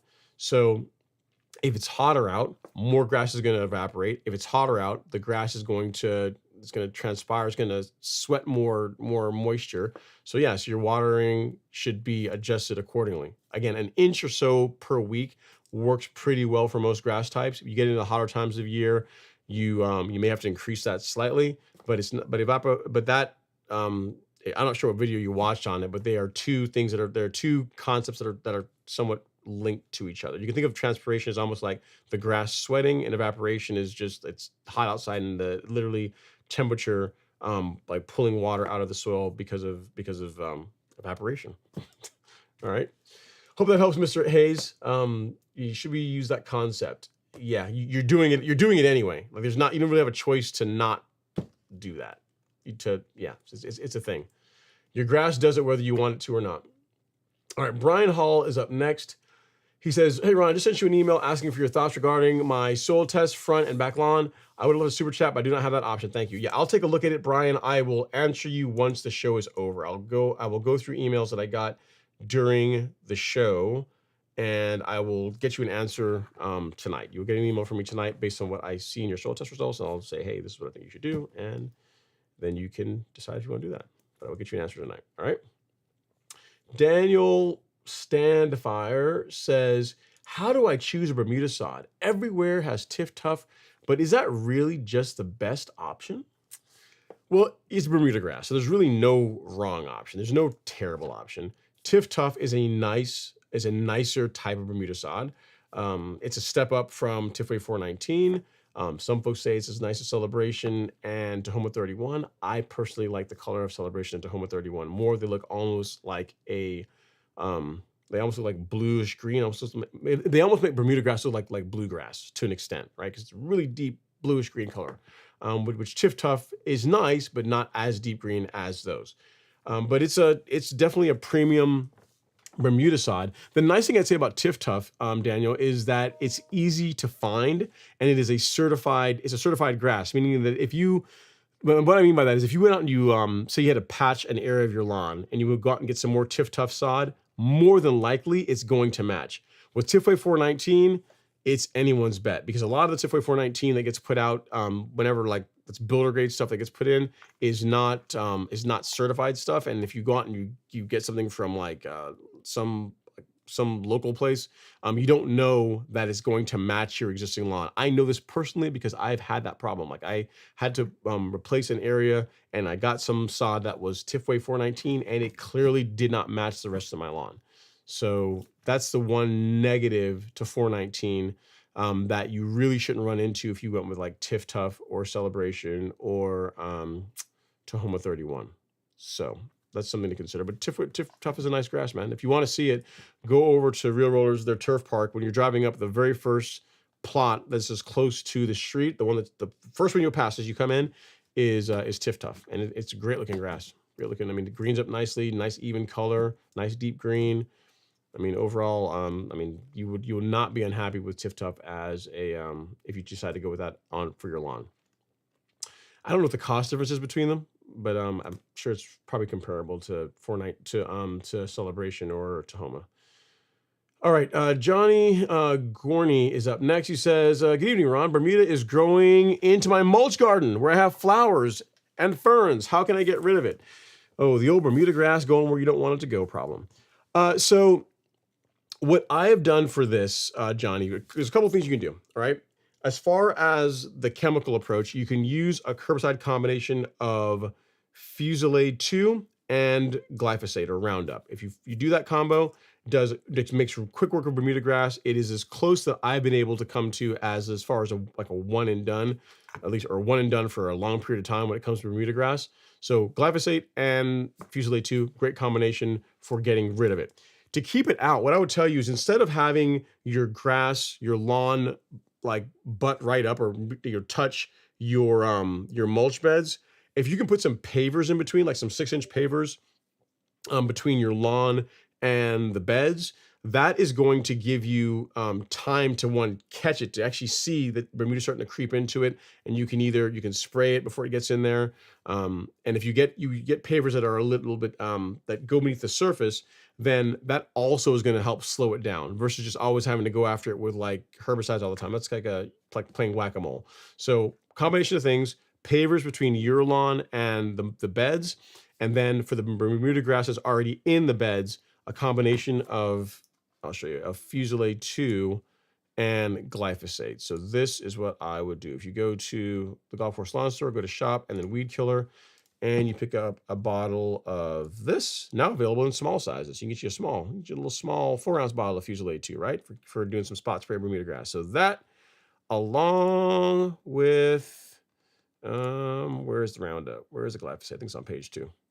That along with this will take care of it. We'll knock it out. So you get one of these packets. One of these packets will end up with a gallon of water, will cover about 1,000 square feet. So you take one of these packets, and then half an ounce of Fungicide 2 in a gallon of water. So 1 packet, half an ounce of Fungicide 2 in a gallon of water. And it, again, you're not going to see anything for the first week or so, but then the Bermuda grass will start to yellow and it will absolutely smoke it. Like by the 2 to 3 week point, it does a really good job cleaning it up. So I can show you like a great example of what I'm talking about. So this is before. This is my actual mulch beds, right? That's you can see the pavers here. You can see that I kind of let it go and let Bermuda grass live its best life. And I said, I got something for you. So I sprayed it, and this is 2 weeks later. It's like, good Lord, what do you do to me? Why? All dead, right? And then I pulled all this out, and you're good to go. I was pretty much good to go for the rest of that season. So this is before, again, and that's 2 weeks later. So same area, Fungicide and glyphosate. So I'll send you the links to both these so you can do that. But one thing I will tell you, just something to keep in mind, Johnny, is this combination is non-selective. So you are absolutely going to want to have to use a piece of cardboard or something to shield your ferns or whatever you got in there, flowers or whatever that are in the beds, because you do not want to get this on them because it will also damage, it will injure and or kill them too. So this is the Roundup, that product. And then this is the Fungicide 2. And again, you can just get the 4 ounce, get the small one, because all you're going to be doing is just using it for cleaning up Bermuda grass. And then Fungicide. There you go. All right. So hope that helps, sir. That would be my recommendation for getting rid of Bermuda grass in an area that you don't want it. That is non-selective. Andrew Flores says, sorry, I was waiting on my rotary scissors to come in, but the first picture was Edge. Okay, there you go. No worries, Andrew. I'm just gonna help you out here, man. If you get on some of the forums or whatever, you start posting pictures, some of the lawn nerds are gonna hold it against you. They're gonna be like, oh my goodness, you don't respect us. You don't even take the time to edge the lawn before you show us pictures. They can be savage, man. They can be savages. All right, Richard Taylor says, my lawn has been coming back nicely. Except for a few spots. Over the past 2 winters, I have had a few patches of my Bermuda grass not coming out of dormancy. Do you know the reasoning for this? Could be a lot of things. Could be a nutrient problem, could be shade, could be spring dead spot or disease problem. When you say it doesn't come out of dormancy, do you mean that it never greens up again, or does it lag behind the rest of the lawn by a month or so? Because spring dead spot can absolutely cause that. Like you get spring dead spot in a lawn, you may find that it doesn't fill in until like the end of May, early June, depending on how severe it is. So that could be, it could be that. Other than that, I would look at like sunlight. Like the most common, like people send me pictures all the time of their lawns, and they're saying, I can't figure out why my lawn isn't greening up. It's just, it's crazy. Like I've got this clear line here where everything on this part of the line is green, but then everything here is either thin or not greened up yet. And if I take the picture, I say, go outside, take a picture more to the right. And you look, there'll be like a shed or a house or a patio or something that's casting a very clear, straight shadow that's causing the Bermuda grass to not, to kind of lag behind, to not green up as quickly. So it could be one of those things, Richard.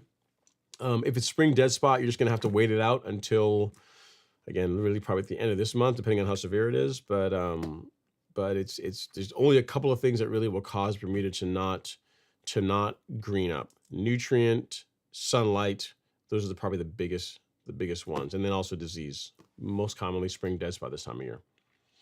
All right, Higgy Pops up next is, hey Ron, happy Friday. Hope everyone has a great weekend. Let's all hit the like button for Ron. It's free. I appreciate that, Higgy. Yeah, man, if you guys have not hit the like button, please do so. It's a free way to support the content. I really would appreciate it. All right, Johnny Gorney says, applying quinclorac in my Bermuda to kill off invading St. Augustine. Label suggests adding fertilizer to reduce yellowing or damaging Bermuda. Will this lessen the effect on the St. Augustine? No, it's still going to kill the St. Augustine grass. No, it's not like by you applying fertilizer, you're not going to like help the St. Augustine not die from quinclorac. You should follow what the label suggests. Let's see. Jimmy Miller says, Ron, is it normal for the true cut, how to cut to be off by at least a half an inch or more? The third hole from the bottom is supposed to be 5/8. Yeah, so it depends, Jimmy. There's so many, with the true cut, there's so many different factors. Like depending on how you set up the front roller, like which holes you use to set the front roller can make a difference. There's a bunch of different factors that can influence like the height of cut. In other words, if I have a true cut, like when I had one, Like if Alex's mower was on like say hole 2 from the bottom, or my mower was on hole 2 from the bottom, they did not cut at the same heights. So what I'd say is you need to kind of like, best way is to get like an AccuGauge gauge or something and put that on the bottom of the mower, figure out what the height of cut is. And then once you've got everything pretty much set the way you're going to leave it, maybe make a little, to get like a Sharpie and just mark on the hole, like this is my 1/2 inch cut, or this is my 3/4 inch hole or whatever. That's what I would do, because from mower to mower, it's not going to be the same. Not in my experience. I've seen a lot of true cuts, and they don't like it's not consistent across the mowers. All right, next up is Sheldon M. He says, hey Ron, I'm finally coming around to getting my soil tested. Are the soil test kits such as the leaf luster rapid test fine enough to use, or do you have anything better to recommend? I've never used any of those to know what the results. I mean, I'm sure they're fine. I mean, I guess they should do a good job. I don't know what the results are like or what recommendations they offer to be able to tell you whether I would use one or not. The soil tests that I like, use, and recommend are the ones from My Soil for a number of reasons. They test for all the nutrients, your nitrogen all the way through to your micros, along with your soil pH. You get recommendations on amendments to help address the issues that you have in your soil. And then one of the best parts is that when you do that, your results are saved in their portal. So if you do a soil test now and you want to do another one in the fall or another one next year, and you want to be able to say, hey, how's my soil changed between last year to this year? You can overlay the two soil tests on top of each other and see exactly how each nutrient is changing, or your pH is changing throughout the years, or throughout the between times you tested, based on inputs, which is kind of cool. It doesn't cost you really any extra for that. So that's the one that I would recommend. I will send you a link to where you can get one. And again, it's the one that I use. There's tons of different ones. What I would recommend for you, Sheldon, is once you just get one, just pick one and stick with it. So if you decide you're going to go to your local extension office or use your local extension office for soil testing, that's absolutely fine. Just keep doing that. So that way, whenever you compare results, you're going to be comparing apples to apples. What you don't want to do is use like a My Soil test and local extension office, and then whatever this is, the leaf luster rapid test. Just pick one and stick with it is what I would tell you.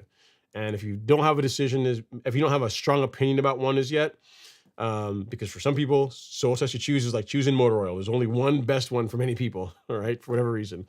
If you don't have an opinion as yet, I would recommend the one from My Soil. So I'll send you a link here in the chat, and I think you'll like the results that you get with it, because they're easy for like an average person that's not like an agronomist to understand.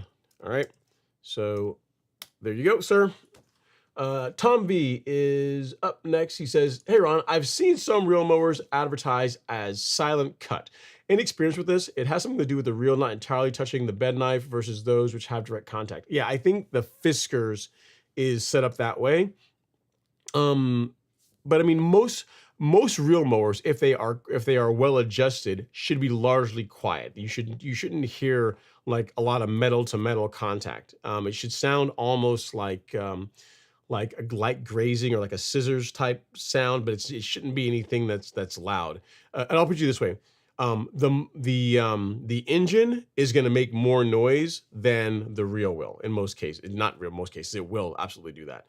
If you have an electric mower like my Owlet, the mower, like the motor, still makes more noise than the reel does. So it's really a marketing thing. If you have a push reel mower, and I guess if you mow in an area where you can't make noise with your mower, whatever, then yes, then the silent cut is a thing. But pretty much all reel mowers are silent if they are set up, if they're sharp, and if they're set up properly.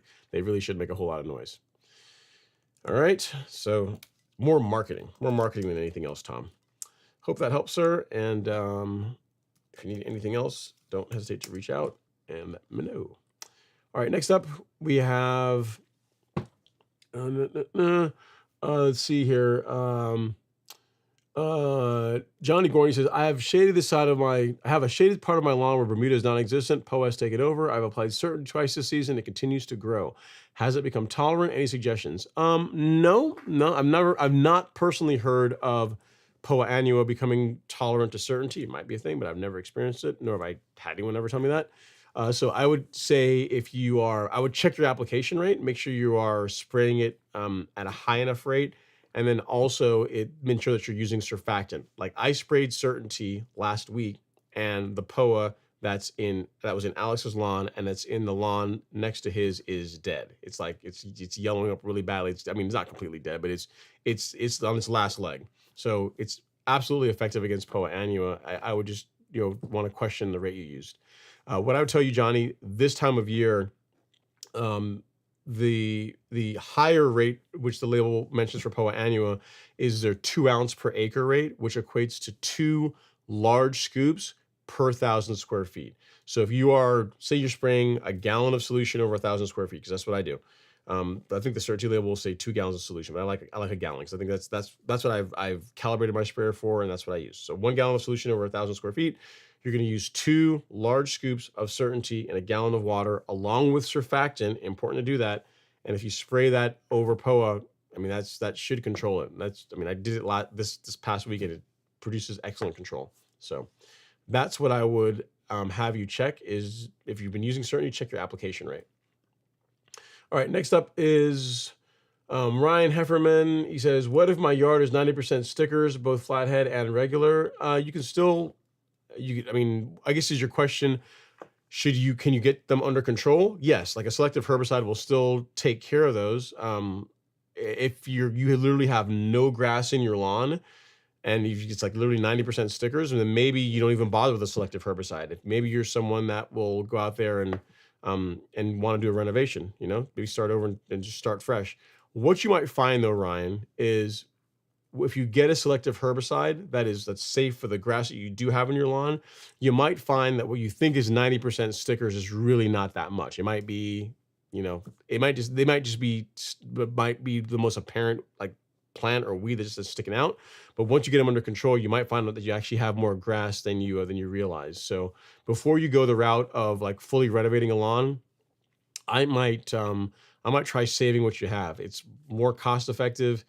And most people tend to overstate how much their lawn is overrun with weeds than is really representative of reality. So it's really your call. I mean, if it truly is 90%, then glyphosate and find a grass type that you like and resod is what I would tell you. That would be the recommendation. But if it's actually got more grass, then get the stickers under control, feed your grass, mow it regularly, and then you'd be surprised how in a couple of months you can really turn a lawn around. All right. Next up is Johnny Gorney. He says, I went a little heavy on nitrogen in April due to just over 1 pound being applied. I'm dialing it back to normal now, and May granular is due. Should I hold off or stay on the schedule? Depends on the kind of nitrogen you applied. If you applied a largely fast release product or something like Humic Max, you can apply that every 4 to 6 weeks. So as long as you're going to apply it at the correct rates, you can apply it again this month without issue. So hope that helps, Johnny. Next up is Terrence Stabs. He says, good evening, Golf Course Lawn gang. I have a question. Is it just me, or is it common to be worried as the season kicks into high gear that weeds are there? Do I have enough to worry about? What weeds are those? Do I have enough fertilizer? Is it green enough? Thanks. Yeah, it's normal. Do you have enough fertilizer? You should know that based on the size of your lawn. You can do some quick math. We have a tool here. If you go to the Golf Course Lawn Store, just the homepage, or to our lawn fertilization calculator, either one of these, you can throw your lawn size in and answer like a few quick, easy questions, and it will tell you how much fertilizer you need based on your lawn size. So enough fertilizer really should not be a problem for your Terrence. And then what weed is it? Google image search. And I would say this. Working on your lawn should not be a point of stress. Like if it's the first time you are spraying liquids, maybe the first time you're getting a backpack sprayer and you're a little bit nervous, then yes, that's fine. I can understand that. But it's a common, like normal thing, like every month you're concerned and every month you're stressed out and you're worried about what's happening in your lawn. I wouldn't do that, man. As long as you are just following the core things, right? You are feeding the lawn properly, mowing it regularly, you're going to be fine. You're going to be fine. If you can apply pre-emergent when you're supposed to apply pre-emergent, then you're in pretty good shape. That's like one of the best things you can do. But then outside of that, just don't sweat it. It's just grass. It will be all right. All right, next up is Falling Speaker. He says, aloha, Ron. El Toro cut to the, I guess the Greens Master, cut at 0.6 and aerated yesterday. Top dressing for the first time tomorrow. Excited for the journey. Nice. I like it. Sounds like fun. Matthew Whiteman, it says, do you recommend, it says, you recommend using Celsius and Certainty a lot for Bermuda lawns, not just Bermuda, for Bermuda and Zoysia and St. Augustine. Pretty much most warm season lawns other than Bahia grass. Centipede lawns too. It says, do you recommend spot spraying weeds or spraying the entire lawn this time of year? Depends. I mean, if your entire lawn is overrun with weeds to where a blanket spray is appropriate, then yes, you should blanket spray it. But if you only have a few weeds here and there, a few clumps, then you spot spray. So the amount of weeds you have in your lawn is really what drives whether you spot spray or blanket spray the lawn. It's not like I would ever recommend blanket spraying a lawn that has a weed in just one or two spots. Like that would be, I mean, it's unnecessary. It's a waste of product and it's unnecessary to do that. So the amount of weeds you have is what drives what kind of application you really should be doing. All right. Thanks so much, Matthew. But yeah, it's not just Bermuda grass. Really, any warm season grass other than Bahia grass for with Celsius. You can't use Celsius on Bahia grass unless you are unless you hate it. In which case, then you can use it. Okay. Next up, we have Javier. He says, hey, Ron, can I use silica sand to love my Bermuda lawn here in Mesa, Arizona? I'm not sure what you mean by silica sand, Javier. I would ask for a river sand, masonry sand. If you go to like a place like that's like a sand supplier, like FA10 is, they'll know what that is. But like a river sand, masonry sand, either of those would be good for lawn leveling. I'm not sure exactly what you mean by silica sand. Adam Starks is up next. He says, hey, Ron and Lawn Crew, hit the like button and hope all is well. Keep on trucking along, man. Can't stop, won't stop, Adam. You know how it is. Walter Coronado says, what do you think of Bimini grass? I'm trying to get some plugs. What is Bimini? Is it a type of St. Augustine? Or what type of grass is Bimini? I see Alan talking about it. Or actually, it's a Bimini grass. Yeah, I don't know. It says the most resilient. Oh wow, look at the marketing is awesome. Unmatched resilience, proven success. So it's like I guess it's like Cadillac, America's most resilient grass. I don't know. This is Bimini stands up to other it's a common Bermuda.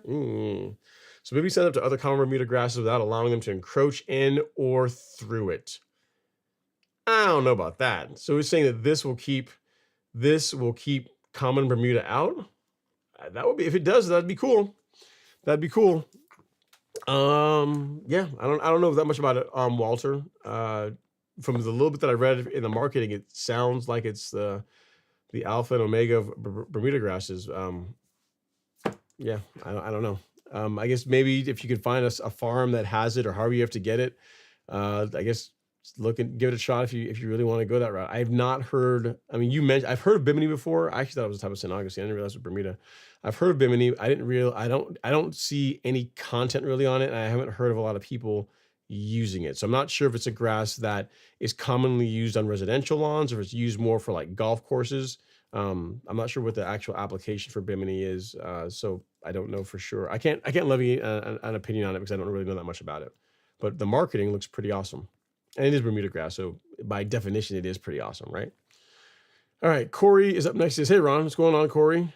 He says, I have El Toro grass, so El Toro Zoysia, I guess, right? But it's too thick, and I want to get it down to 1 inch. The problem is if you cut it down, it'll all be yellow, and I didn't know how to contain it to stay on 1 inch and green again. Okay, so yeah, so if you've allowed it to get overly long, whenever you reduce the height of the cut, it will lose some of its color, but then it should green back up. But what's interesting about that, Corey, you're saying that your El Toro is yellow. So Real Rollers has an El Toro plot, and one of the cool things that I actually liked about it is that El Toro, at least theirs, like really close to the crown, like almost right down to the base, it's green. So you can like make pretty drastic cut changes on El Toro and not have it turn yellow like Xeon or like a lot of other Zoysias will. So I'm not sure. I'm not sure exactly what you're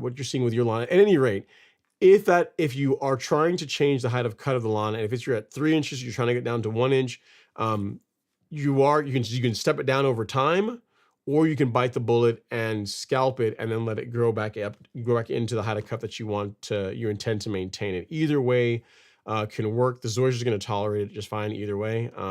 If you want it to stay nice, which it sounds like what you want to do, you may have to just do it over time. Take several weeks and just slowly work your height of cut down to the 1 inch you're trying to get to.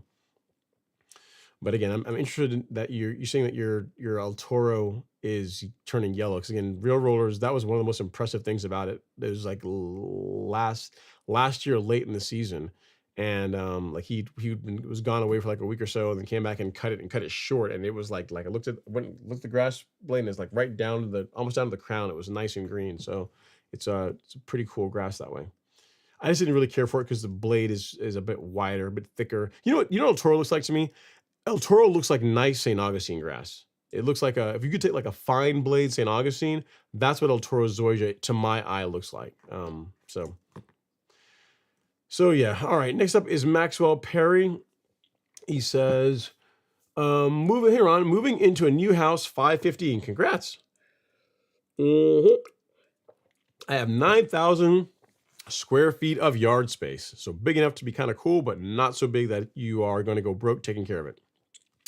Current plan is to scarify, dethatch, soil test, Carbon Pro G, Caravan G, 14714. What would you recommend? I live in Mass. Sounds like a pretty good program, man. What you've got there sounds good to me. On the scarification / dethatching, go light. That's the thing I would tell you. Like, don't get too aggressive with it. But everything else looks pretty good. Your soil test, you can put out a granular biostimulant like that. Fungicide, I'm a fan of that. A great fertilizer, the 14714, like that. So yeah, I mean, just keep doing that. I mean, and then mow it. You didn't mention mowing it, but I'm assuming that's kind of understood. You're going to be mowing the grass regularly. So if the only thing I would say is on the end of that sentence, add mowing it twice a week, and you're good to go. It's the only thing I would add. All right, John Williams says, my N and K are low. What would be a good liquid I can spray? You can use like liquid. We have a liquid fertilizer that has nitrogen and potassium in it, John. But if you're looking to build up N and K levels, particularly potassium levels, it's better to do that with a granular product than liquids. So I'll show you really quickly here. If you go to shop and lawn fertilizer, like you could look at some of the liquid fertilizers that we have. You got like 3% potassium, like plenty of nitrogen, but 3% potassium, a 901C, 1% potassium. So not a ton. NutriKelp has, I think, 4% in here. Yeah, 4% potassium, right? But if you look at some of the granulars, now we're talking, you get to like the 12024, you got 12% N and plenty of K, right? So you can easily, you really can help build those nutrient levels using a granular. Whereas with liquids, you're going to find that it's not going to be not nearly as high as far as the available potassium. And you got to be careful. You're more likely to burn the lawn if you get into higher percentages of nitrogen and potassium. So for me, I would go with a granular fertilizer. Like you can just use liquid sprays if you want to supplement, but if you're looking to build up nutrient levels in the soil, I would use a granular fertilizer personally. All right. Next up is Shelby says, Bermuda is a plant. All plants need sun. Shade and Bermuda do not play nicely. I would agree with that. Bermuda especially does not like shade. Like I always say, Bermuda is like mayonnaise and ice cream. Just don't go together. Just do not go together. And any way you slice it, just like mayonnaise and ice cream don't go together, Bermuda and shade does not go together. Shade tolerant Bermuda is not really a thing. You're very welcome, Sheldon. And then John Williams says, my soil pH is at 4.9, reading low, and magnesium is low too. What would the treatments be? And can I spray liquids for this? No, I would use a dolomitic lime, John. So in your case, again, I would not use liquids. I would use a dolomitic lime. Like lime is a better, granular lime is going to be a better choice for correcting that. And I will even send you a link to a product that you can either get on Amazon or you can go to one of your local stores and they can probably hook you up to. But something like this is what I would use. You're very anti-granular products, John. I don't understand it. I'm not sure why you don't like you're not a fan of the granulars. They're so, the liquids have their strong points, but granular products also have their strong points. Like that is the lime that I would use. It is dolomitic lime. Limon. And at 4.9 pH, 30 to 40 pounds per thousand. So it's going to be a pretty heavy application. All right. Average Jeweler says, hey, I just want to say thank you for taking time out of your day to help us lawn enthusiasts. Anytime, man. I enjoy it. It's fun. It is fun. Next up is Rob and Jesse. He says, hey, Ron, I just heavily overseeded my tall fescue and applied all my nutrients per the soil test. I know the spurs will be coming in a month or so. When can I use Speed Zone without killing the new grass? When it's present, what I'd say, Rob and Jesse, is just to is spot spray. So if you have a brand new lawn and you have to use herbicides for controlling spurs, which herbicides are probably a better way of doing it, is just spot spray. Try not to do a blanket spray on a brand new lawn because the grass is still trying to find its way in the world. And if you can just limit the spray to just the weeds you're trying to take care of, that's going to minimize the chance of you causing injury to your newly overseeded fescue. That's the approach that I would take. Once you see the spurge, like get onto it when they were younger, because the weeds are, like most things, weeds are easier to control when they are less mature. So don't let them get fully mature, living their best life, and then decide you're going to go after them with herbicide. As soon as they start popping in, do a spot spray limited just to the weeds you're trying to control, to avoid a blanket spray on a new lawn. So I think this is good. Johnny says, so my earlier question about nitrogen, I use the 14-7-14 spoon fed with 22-3. That's 1 pound applied in April. Depends on the application rate. If you apply it the way that I recommend, Johnny, it should be around 7/10 of a pound. So you'd apply the 14-7-14 at like 4 pounds per thousand, and you'd apply the 22-3 at 6 ounces per thousand. And between those two, you're around 7/10 of a pound of nitrogen, not necessarily 1 pound. So it depends on, like everything in life, it's the dose, right? It depends on the application rate. All right. Ara Jeweler says, what's your best advice to handle wild Bermuda on a St. Augustine lawn? I have just the thing for you. It's not cheap though, so bring your wallet. This, as far as getting rid of Bermuda in a St. Augustine or Zoysia or Kikuyu grass lawn, this is what you want. It's a combination of herbicide combination kit consisting of Recognition herbicide and Fungicide 2.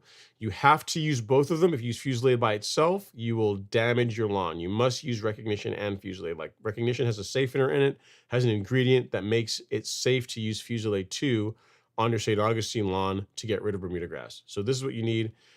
It is not inexpensive. However, it is far less expensive than resodding your lawn. And it's funny.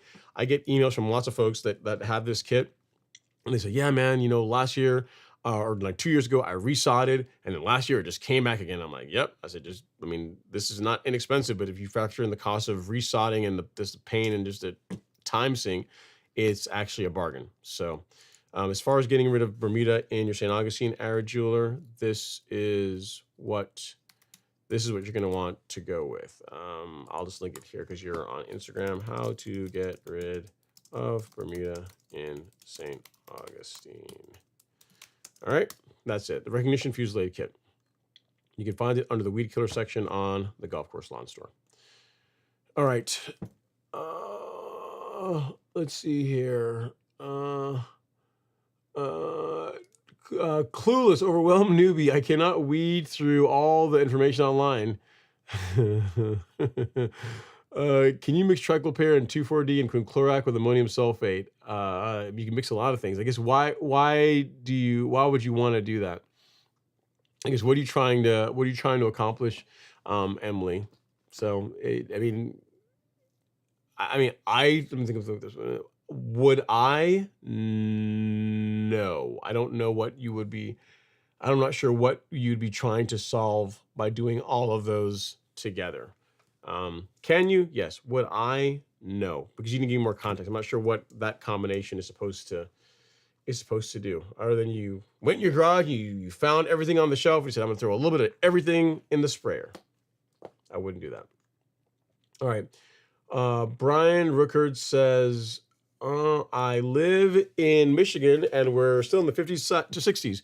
What's the temperature range for laying pre-emergent now? So what I tell you, Brian, is whenever the average soil temperatures are in the high 40s to low 50s, the average 5-day, get your pre-emergent applied. You want to get your pre-emergent in the soil prior to the average soil temps being in the mid 50s, because that's when crabgrass and a bunch of other weeds start to germinate. So being a bit early is never really a bad thing when it comes to pre-emergent. So for me, I would get your pre-emergent out now. I would get it out now. There's no reason to really wait.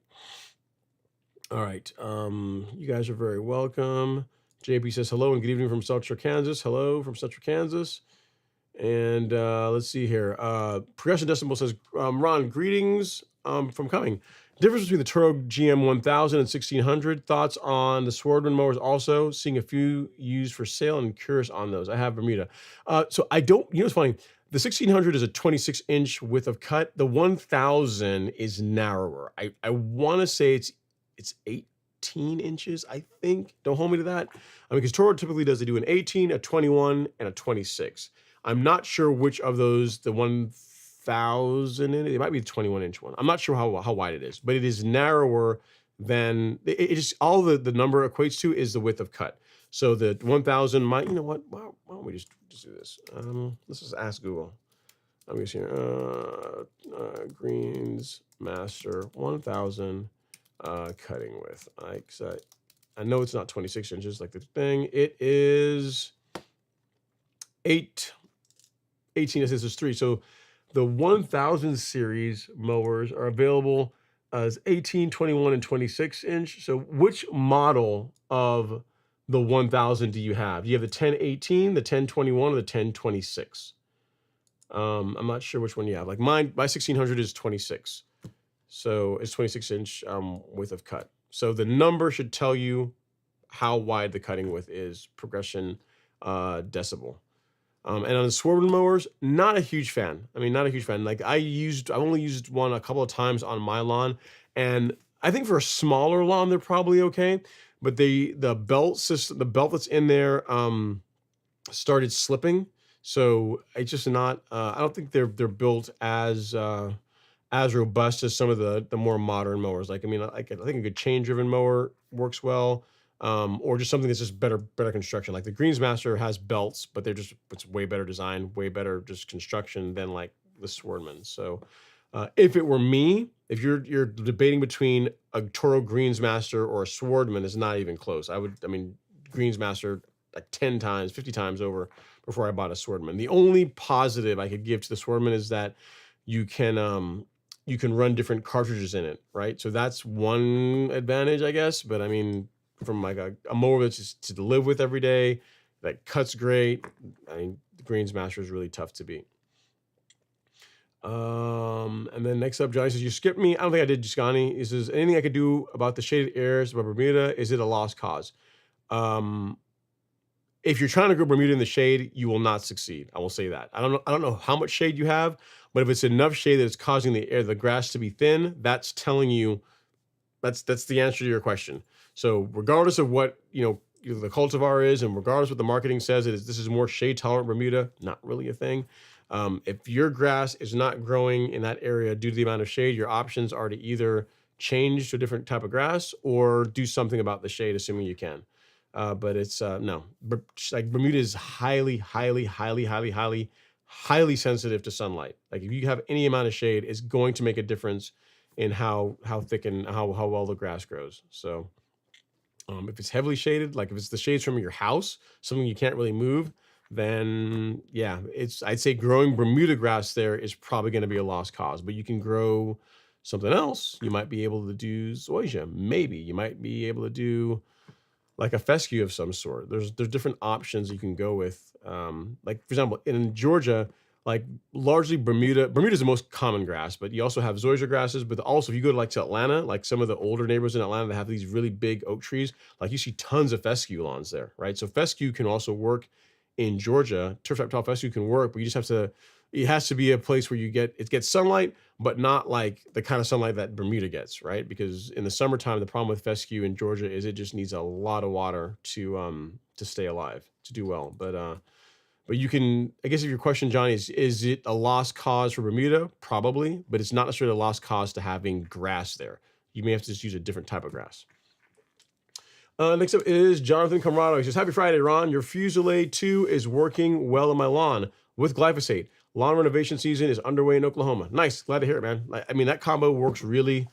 I love it, man. I mean, I remember when I first started talking about it, folks were saying, man, yeah, it's just a really expensive way to get rid of Bermuda grass. I'm like, yeah, but it actually works. Like if you just do glyphosate by itself, it takes a couple of rounds of glyphosate to get rid of Bermuda, and it may not really get it gone. Whereas like you'd mix Fusilier and glyphosate, it's more pricey, but man, it works. It's a really good option for, especially if you're doing a renovation, because you're gonna get rid of the Bermuda, hopefully, and then put some other grass there. And the last thing you want is to have a bunch of Bermuda like growing through, weeks after you just finished putting in new sod. So glad to hear that it's working well.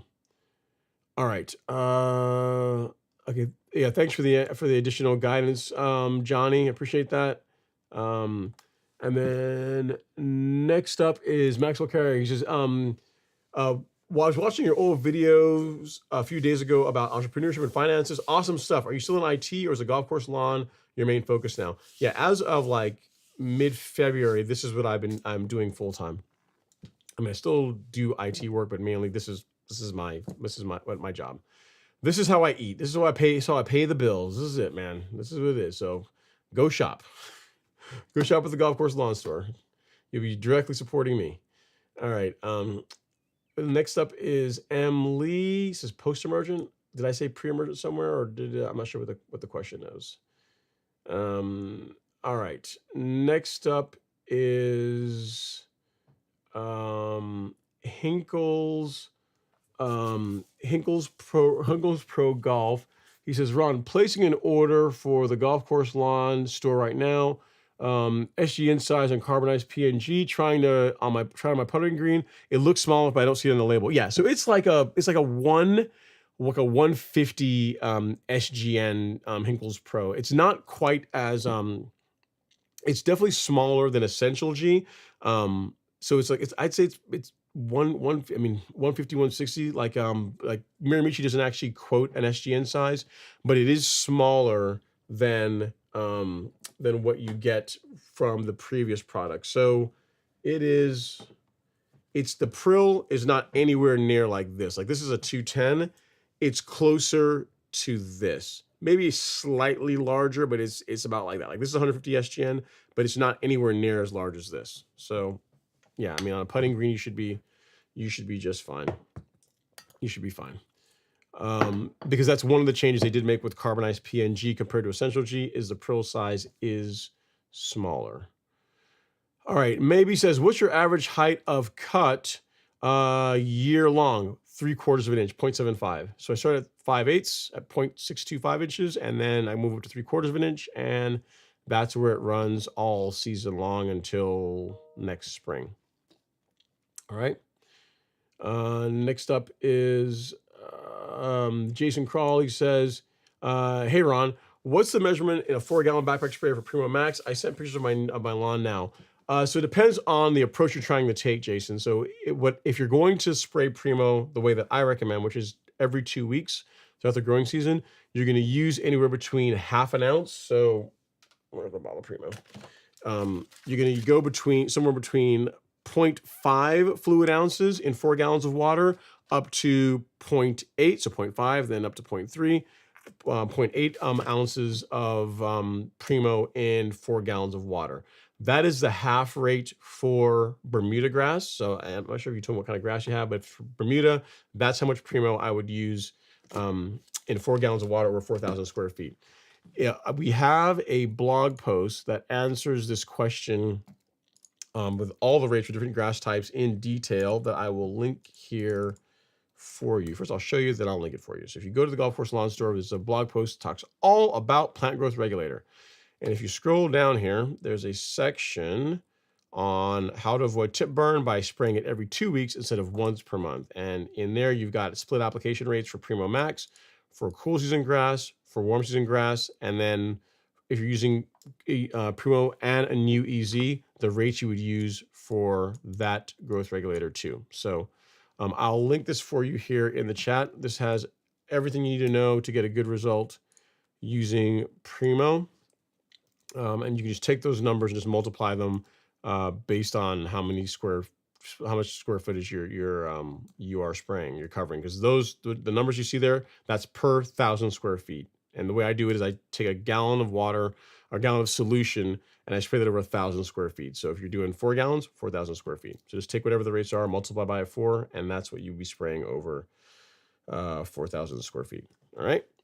So here you go, Jason. Crawl. See, Primo. I say plant growth regulator blog. Regulator blog.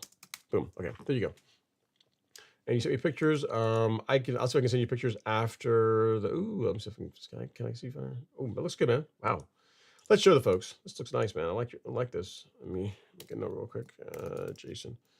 It looks clean, man. The lawn looks great. Stripe action is on point. You're probably going to want to verticut this at some point during the season, but I like the angle. I like the angle stripes. Very nice curb appeal. When people are driving by in their cars, they got to recognize the dedication, the work. But yeah, I'd say at some point during the season, a verticut will serve you well. You'll also get some more definition in the stripes if you do that. But overall, man, looks great. Color looks great. Stripe action looks great. Very nice work, especially for a lawn in early May. I dig it. All right. Next up, we have M.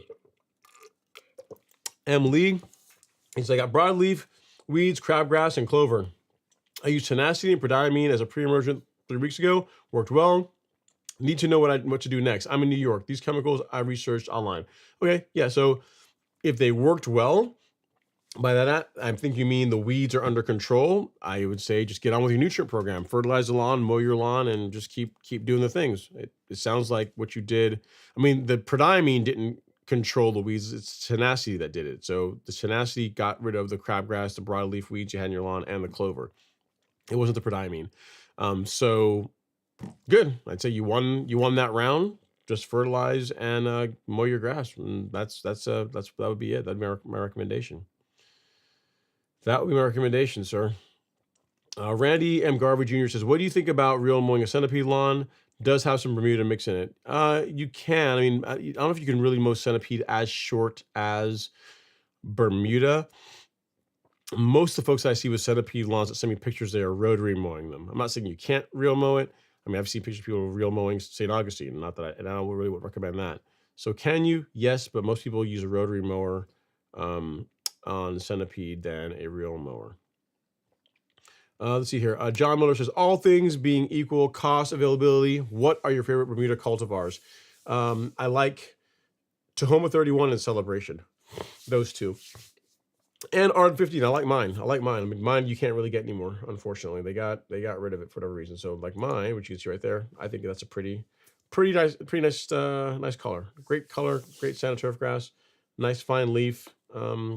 Yeah, overall that's nice. But if I were doing a lawn from scratch now and it had to be Bermuda, it would be Celebration or Tahoma 31, with Tiff Tuff coming in third. Those would be my my choices.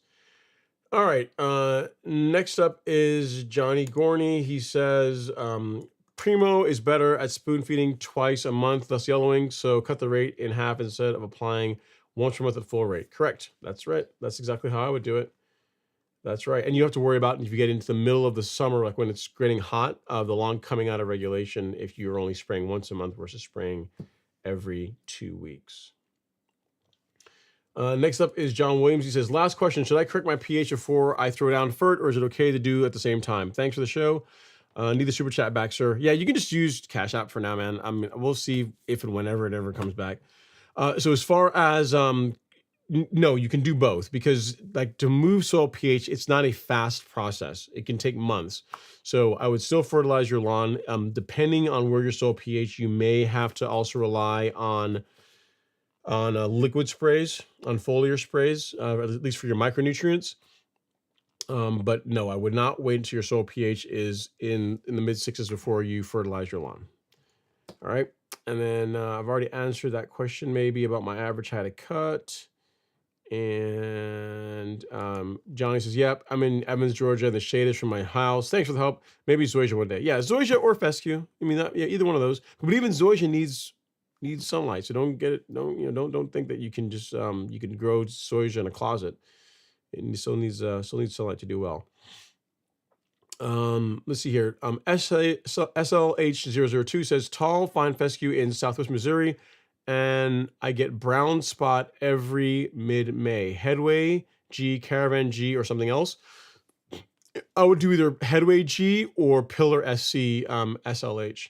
So one of those two. I'll show you really quickly. So if you go to the golf course lawn store and you go to shop and fungicide and insecticide, if you like granular, go with Headway. If you like liquid, go with Pillar. Being a liquid, this is going to work a little bit faster than that, but they are both excellent products. Either one will work. The cost per application is less expensive for Pillar SC than it is for Headway. So it really just depends on which one of these suits you. They both work great. All right. Let's see here. Mark Gabara says, hey, Ron, I just laid Tiff Tough Bermuda yesterday. How long to wait to sand level, and what can I spray on it, and when? Thank you, sir. Yes, you just sprayed it. You just applied it yesterday. Just kind of leave it alone for now. I'd say it's Bermuda, so it's not going to take that long to root in. Within a couple of weeks, you should be able started getting rid of the wind outside.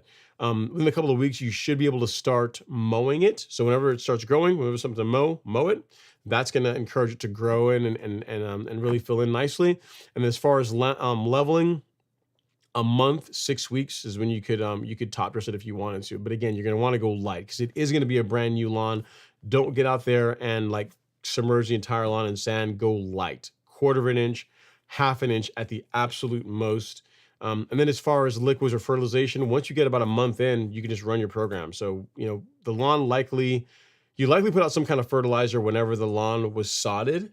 So that should carry you through for the first 30 days. And then after that, just fertilize it as you normally would, spray liquids on as you normally would, mow it as you normally would.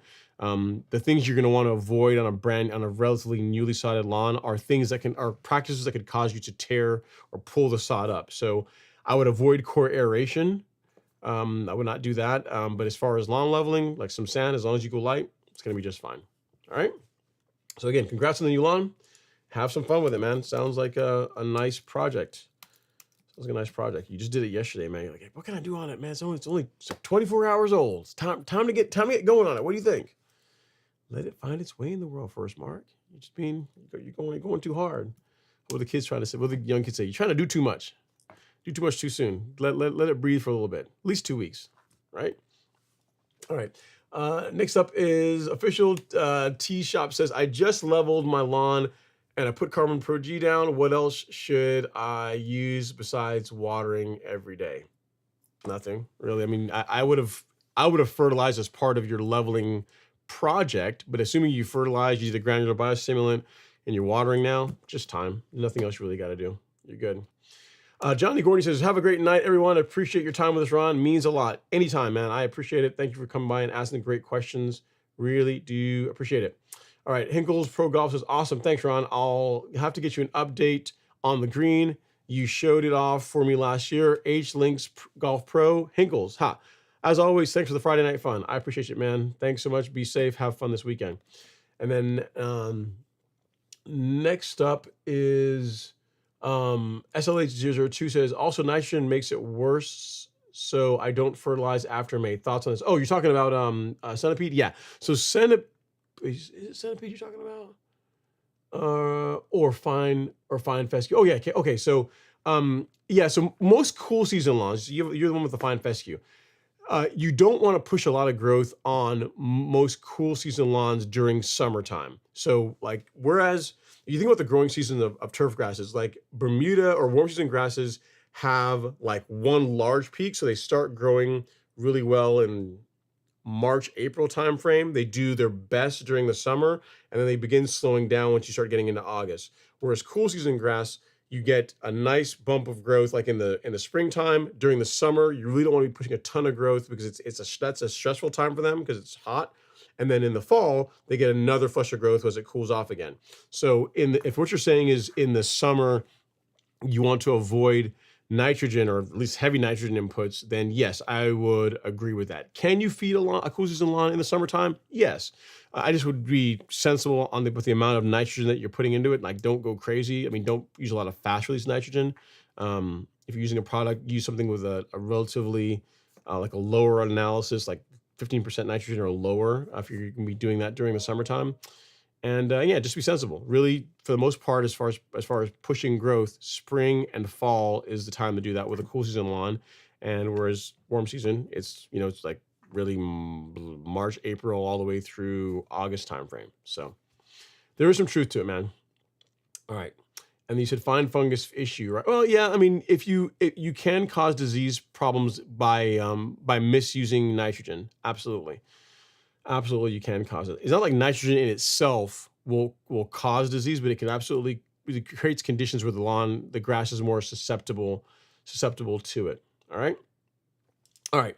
Well, guys, gals, time to cue the outro music. I think those are all the questions, comments that we got for tonight. Again, if you guys sent me an email during the show, I will go through them here now once we get off and get you guys an answer and do my best to help you out. Again, if you need your selection of fertilizers, plant growth regulators, because 'tis the season for PGRs, your fungicides to keep diseases and other nasties out of your lawn, feel free to check out the Golf Course Lawn Store. We've got a great assortment that we think works excellent for creating a lawn that your neighbors are absolutely going to envy. So feel free to check them out. We really love the opportunity to earn your business. Thank you guys so much. We will see you guys next week. Same bat time, same bat channel, Friday night, 7 p.m. Eastern. Until then, take care. Go out and do something fun on the lawn this weekend.